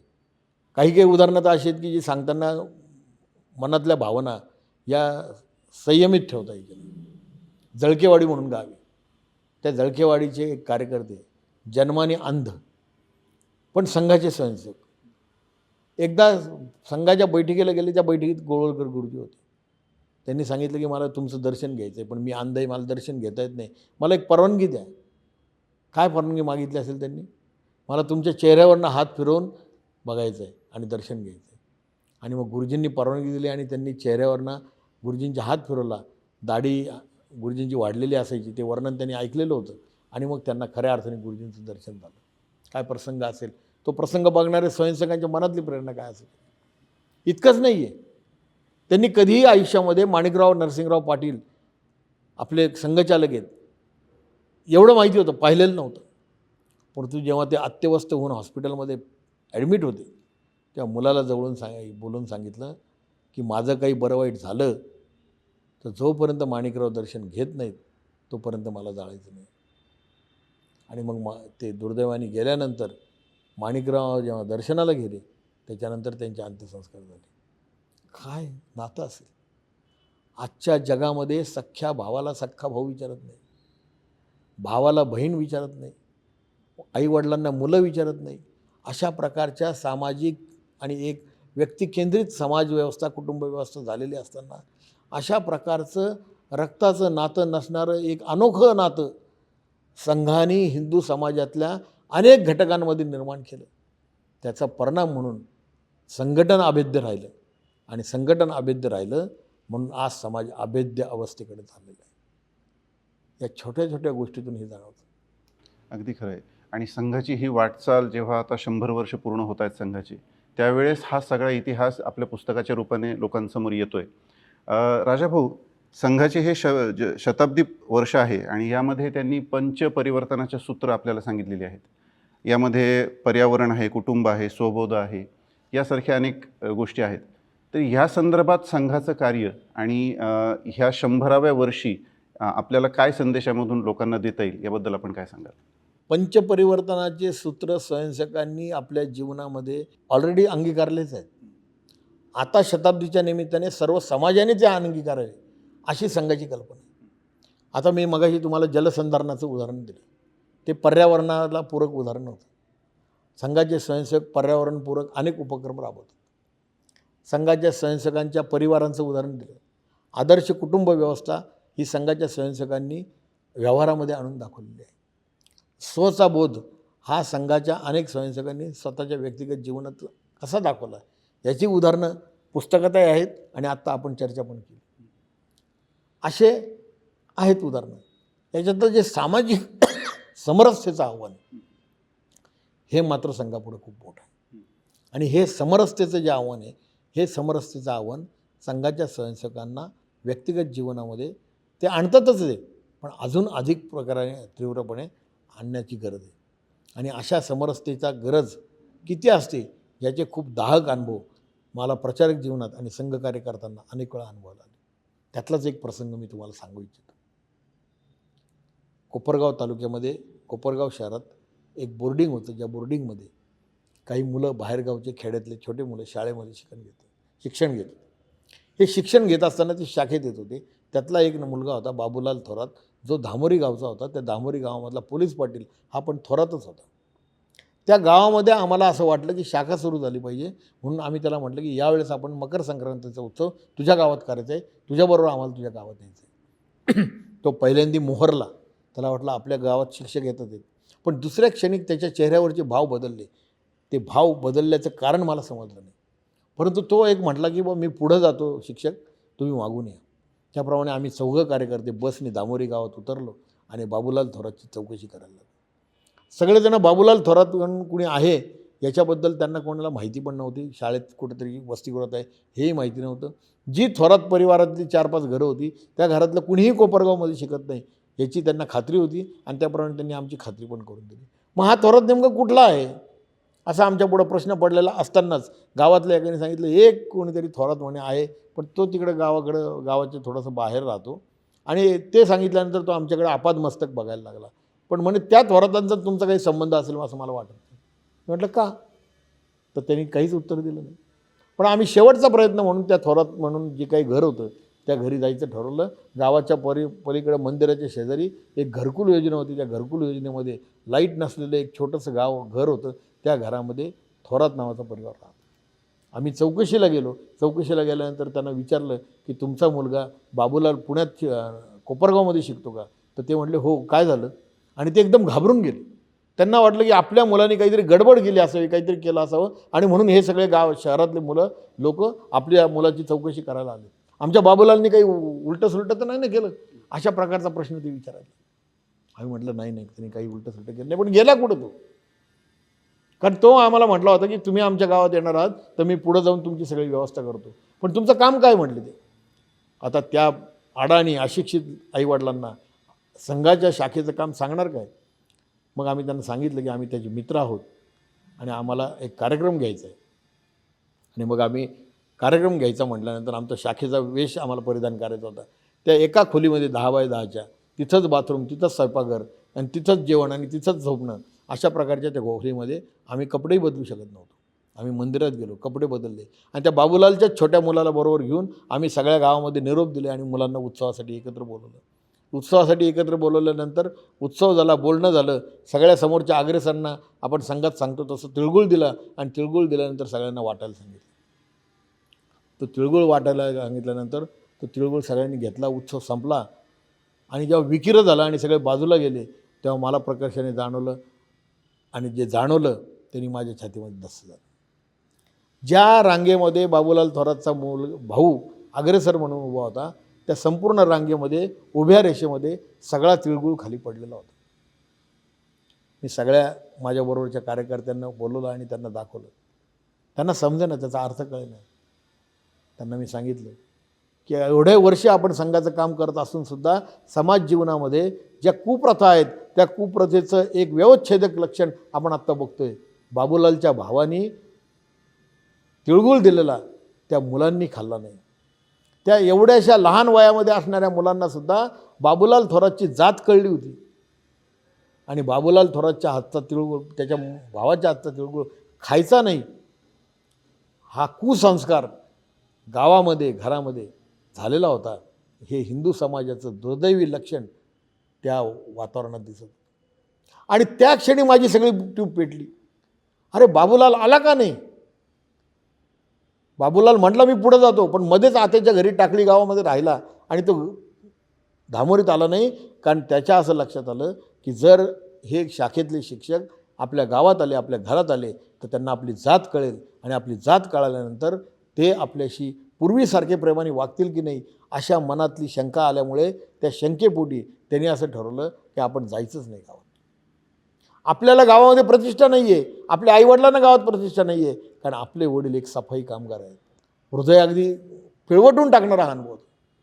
त्यानंतर आम्ही मंदिरात गेलो, कपडे बदलले आणि आता त्यांना सांगायचं की आता आम्ही रात्रीची मुक्कामी गाडी इथं गेलेली होती, मुक्कामाची गाडी, आता ही मुक्काम तर इथं करावं लागणार आहे, पण त्यांना फक्त सांगायचं म्हणून आम्ही घरात बोल ठेवलं. आणि त्यांनी सांगितलं की पाहुणे तुम्ही आलेले आहेत, आमच्या बाबूलालचे मित्र आहे म्हणता, मग 2 घास आमच्याकडे खा ना. प्रश्न असा पडला की खाऊ नये तर त्यांच्या मनामध्ये शंका येईल आणि खाल्लं तर एका वेळेस एवढ्या चौघांचा त्या घराला किती मोठा आपण त्रास देतो. पण आम्ही निर्णय केला की त्यांच्या घरी 2 घास खायचे. त्यांनी भाकरी आणि पिठलं केलं, मिरचीचा ठेचा ठेवला, लाईट नव्हते, मेणबत्तीचा प्रकाश मिणमिणता होता, कंदिलाचा प्रकाश होता, थोडंसं अंधारलेलं होतं. आमच्या मनामध्ये पण अंधारलेलं होतं. सामाजिक कुप्रथांच्या वेदनाचं मनामध्ये निर्माण झालेलं काहूर पोटामध्ये अन्न जाऊ देत नव्हतं. परंतु समोर त्या मिणमिणत्या प्रकाशामध्ये दिसणारे त्या आईवडिलांचे चेहरे बघून आम्ही जेवत होतो. त्यांचे चेहरा आमचा एक एक घास जसा पोटात जात होता तसा त्यांचा चेहरा उजळत होता. आणि सगळं जेवण झाल्यानंतर जेव्हा आम्ही बाहेर पडायला लागलो तेव्हा नकळत आपण जे वाक्य वापरतो ते वाक्य मी वापरलं. विचारलं की म्हटलं तुम्ही मला ऐन वेळेस येऊन आम्ही त्रास दिला. आणि हे जेव्हा आम्ही त्यांना म्हटलो तेव्हा त्यांच्या डोळ्यातून पाणी गळालं. अहो म्हणे पाहुणे, आम्ही पंचपक्वान्न जरी वाढले तरी आमच्या घरात कोणी जेवायला येत नाही. आज तुम्ही आमची पिठलं भाकरी चटणी खाऊन आम्हाला जो आनंद दिला आहे तो आनंद आम्हाला आज सणासुदीचा आनंद आहे. हे त्यांनी वाक्य म्हटल्यानंतर आमच्या 4ही कार्यकर्त्यांच्या बरोबरच्या डोळ्यामधनं पाणी आणि अश्रुधारा व्हायला लागली. मंदिरात गेलो, झोप लागत नव्हती, रात्रभर झोप लागली नाही. कधी एकदा सकाळी जातो आणि गावामध्ये जाऊन नगर कोपरगावमध्ये जाऊन त्या बाबूलालला भेटतो, अशा प्रकारची उत्सुकता लागली होती. पण दुसऱ्या दिवशी गेल्यानंतर सुद्धा बाबूलाल शाखेत आला नाही. तिसऱ्या दिवशी पण आला नाही, चौथ्या दिवशी पण बाबूलाल आला नाही. बाबूलालच्या मनामध्ये एकच धारणा होती की आता शिक्षकांना आपली जात कळलेली आहे, आता शिक्षक आपल्याला नीट वागवणार नाहीत. मग बाबूलाल थोडा थोडा अधूनमधून येत राहिला, पण पूर्वीचा बाबूलाल राहिला नव्हता. त्या सगळ्या प्रसंगाची जेव्हा मी आज मागे वळून विचार करतो तेव्हा लक्षात येतं समाजामधले अशा असंख्य बाबूलाल हिंदुत्वाच्या विचारापासून आजही दूर आहेत, की ज्यांना कवेत घेण्याची, ज्यांना मिठीत घेण्याची, ज्यांच्यामध्ये समरसतेचा भाव जो तुमच्या मनामध्ये आहे, आमच्या मनामध्ये आहे, तो निर्माण करण्याची गरज आहे. जर आमच्या देशाला विकासाकडे जायचं असेल, विकसित भारत व्हायचा असेल, परमवैभवाला आपल्याला जायचं असेल तर डॉक्टर हेडगेवारने सांगितलेल्या परमवैभवाच्या संकल्पनेमध्ये सामाजिक समरसता ही आवश्यक आहे. आणि या सामाजिक समरसतेचा असा अभाव जर समाजामध्ये राहिला तर परमवैभवाचं चित्र हे अजूनही लांब राहील. आणि त्यामुळे पंचपरिवर्तनाच्या सूत्रांमध्ये अंतर्भूत केलेलं सामाजिक समरसतेचं सूत्र हे आज स्वयंसेवकांनी स्वीकारणं आणि समाजाने अंगीकारणं याची काळाची गरज आहे. आणि त्याचं प्रत्यक्ष उदाहरण, प्रत्यक्ष अनुभूती 40-45 वर्षापूर्वी मला मिळाली. आणि ती 40-45 वर्षाची अनुभूती त्या अश्वत्थामाची जशी जखम भळबळत राहिली तशी ती जखम आजही माझ्या हृदयामध्ये आहे. कारण त्या चित्रामध्ये फार बदल झालेला आजही दिसत नाही आहे. त्यामुळे या समाजरूपी अश्वत्थामाच्या कपाळावरती असणारी ही जी काही भेदाभेदांची जखम आहे, ह्या भेदाभेदांच्या जखमेला उत्तर शोधणं हे संघाच्या शताब्दीमधलं सर्वात मोठं आव्हान आहे. आणि नगर जिल्ह्यातलं काम हे आव्हान नक्की पेलेल. कारण नगर जिल्ह्यामध्ये अशा प्रकारचं सामाजिक जाणीव असणारे अनेक कार्यकर्ते आणि घरं आहेत याची मला खात्री आहे. अत्यंत हृदयाला पीळ पाडणारा असा हा प्रसंग आहे राजाभाऊ. आणि त्याला आपण शीर्षकही फार सुंदर दिलेलं आहे, हरवलेला बाबूलाल. अशा अनेक बाबूलालांना आपल्याला शोधून पुन्हा त्यांना आपल्याला संघकार्यामध्ये आणायचे, राष्ट्रकार्यामध्ये पुन्हा आपल्याला त्यांना जोडायचे, हे आव्हान संघापुढे 100 वर्षानंतर सुद्धा आहेच आहे. राजाभाऊ, एक काश्मीरी पंडितांवरचं एक पुस्तक मी वाचलं होतं. त्याच्या प्रस्तावनेमध्ये एक वाक्य होतं की लिहिणारा एक व्यक्ती किंवा बोलणारा एक व्यक्ती हा हजारो अशा व्यक्तींचं प्रतिनिधित्व करत असतो किंवा त्यांचा आवाज बनत असतो की ज्यांना स्वतःचा आवाज नाही आहे किंवा जे स्वतःचं भावना मांडू शकत नाही आहेत. आपण ह्या पुस्तकाच्या निमित्ताने अशा असंख्य कार्यकर्त्यांना बोलतं केलं आहे. मला आपल्याला एक स्वयंसेवक म्हणून हा प्रश्न विचारायचा आहे की शेवटी असे अनेक किस्से आहेत की हे खरं तर पॉडकास्ट खूप वेळ चालू राहील, पण शेवटी वेळेची मर्यादा आहे. एक स्वयंसेवक म्हणून, एक संघकार्याशी जोडलेला एक सहृदय मनुष्य म्हणून ह्या सगळ्या पुस्तकाकडं आणि ह्या वाटचालीकडं आपण कसं पाहता? मुळात आपली हिंदू जीवनपद्धती काय सांगते? हिंदू जीवनपद्धतीच्या तत्वाचा आणि विचाराचा जो सर्वात महत्त्वाचा आधार आहे तो आपले वेद आहेत. आज जर का आपल्याला प्रश्न विचारला हे वेद कोणी लिहिलेत, तर आपल्याकडे त्याचं उत्तर नाही. कारण वेद हे अपौरुषेय आहेत असं मानलं जातं. परमपूजनीय डॉक्टर हेडगेवारांनी संघाचं कार्य हे असं अपौरुषेय ठेवलेलं आहे. संघाचं काम कोणामुळे वाढलं, संघाचं कामाचं श्रेय कोणाकडे आहे, असा कधीही विचार संघामध्ये रुजू नये यासाठी प्रयत्नपूर्वक पूजनीय डॉक्टर हेडगेवारांनी प्रयत्न केले. आणि त्यामुळे समाजामध्ये कुठलंही काम करत असताना त्याचं श्रेय हे व्यक्तीला घ्यायचं नाही, किंबहुना संघटनेलाही घ्यायचं नाही, आणि ते समाजालाच द्यायचं. अशा प्रकारचा संस्कार संघामध्ये रुजवला गेला. आणि त्यामुळे जेव्हा आपण या परिस्वेद नावाच्या पुस्तकाचा विचार करतो, त्या पुस्तकाची एक आजची जी काही प्रचलित सामाजिक व्यवस्था आहे म्हणून त्याच्यामध्ये लेखकाचं नाव माझं आहे, याच्या पलीकडं माझं काहीही कॉन्ट्रीब्युशन नाही. संघाने मला दिलेली जी काही गोष्ट होती ती गोष्ट समाजापर्यंत देण्याच्या कृतज्ञतेच्या भावनेतून लिहिलेलं हे पुस्तक. ह्या पुस्तकाचे लेखक प्रत्येक पानावरती आहेत. नाव जरी वरती माझं असलं तरी प्रत्येक पानावरती असणारा जे कोणी व्यक्तीबद्दलचं चित्रण त्यामध्ये आहे तो व्यक्ती त्या पुस्तकाचा लेखक, माझं काहीच नाही. आणि हे पुस्तक का पुन्हा एकदा लोकांसमोर आणायचं, तर हे सगळं जे काही शताब्दी वर्ष आहे, अनेकांना प्रश्न पडतो संघाचे 100 वर्ष कसे पूर्ण झाले. एखादी संघटना स्वतःचा 100 वर्षाचा प्रवास कसा करू शकते? आत्ता जर का आपण कॉम्प्युटरच्या विज्ञानामध्ये किंवा AI नावाच्या याच्यामध्ये हे सगळं माहिती टाकली आणि जर विचारलं तर उत्तर येईल की संघ केव्हाच विसर्जित झालेला असेल. मग संघ का नाही विसर्जित झाला? संघ का टिकून राहिला? तर मूळ तत्वाला तो बांधून का राहिला? याचं उत्तर म्हणजे संघाचे असंख्य लक्षावधी अनामिक कार्यकर्ते. आणि या अनामिक कार्यकर्त्यांची एक पूजनीय सरसंघचालकांनी प्रस्तावनेमध्ये जसं म्हटलं, मी एक सामान्य स्वयंसेवक असा पूजनीय गुरुजींच्या बौद्धिक वर्गाचा जो काय भाग आहे त्या भागाचं प्रतिबिंब या पुस्तकात आहे असं त्यांचं म्हणणं आहे. तसं मी एक सामान्य स्वयंसेवक असं समाजाला काय सांगू शकतो, हे सांगण्याचा प्रयत्न असंख्य स्वयंसेवकांनी किंवा त्या स्वयंसेवकांच्या माध्यमातून नियतीने परमेश्वराने माझ्याकडे सोपवला आणि तो मी लिहिण्याचा प्रयत्न केला. कदाचित त्यासाठी मी परमेश्वराचे, ईश्वराचे, नियतीचे अशासाठी आभार मानेन की त्यांनी मला निवडलं आणि ते निवडल्यानंतर तो काम प्रामाणिकपणे करण्याचा मी प्रयत्न केला आहे. ह्या पुस्तकाच्या रूपाने माझं नाव प्रस्थापित व्हावं किंवा हे मी लेखक म्हणून माझा गौरव व्हावा असं अजिबात संकल्पना नाही. आणि त्यामुळे हे पुस्तक अशा सगळ्या समर्पित कार्यकर्त्यांना समर्पित केलेलं पुस्तक आहे. राजाभाऊ, हा इतिहास आपण लोकांसमोर मांडलेला आहे. आपल्या पुढेही अनेक पुस्तकांचे प्रकल्प आहेत, त्याबद्दलही आपण माहिती लोकांना देऊया की आपल्या मनामध्ये आणखी काही लोकांसमोर येणं आवश्यक वाटतं.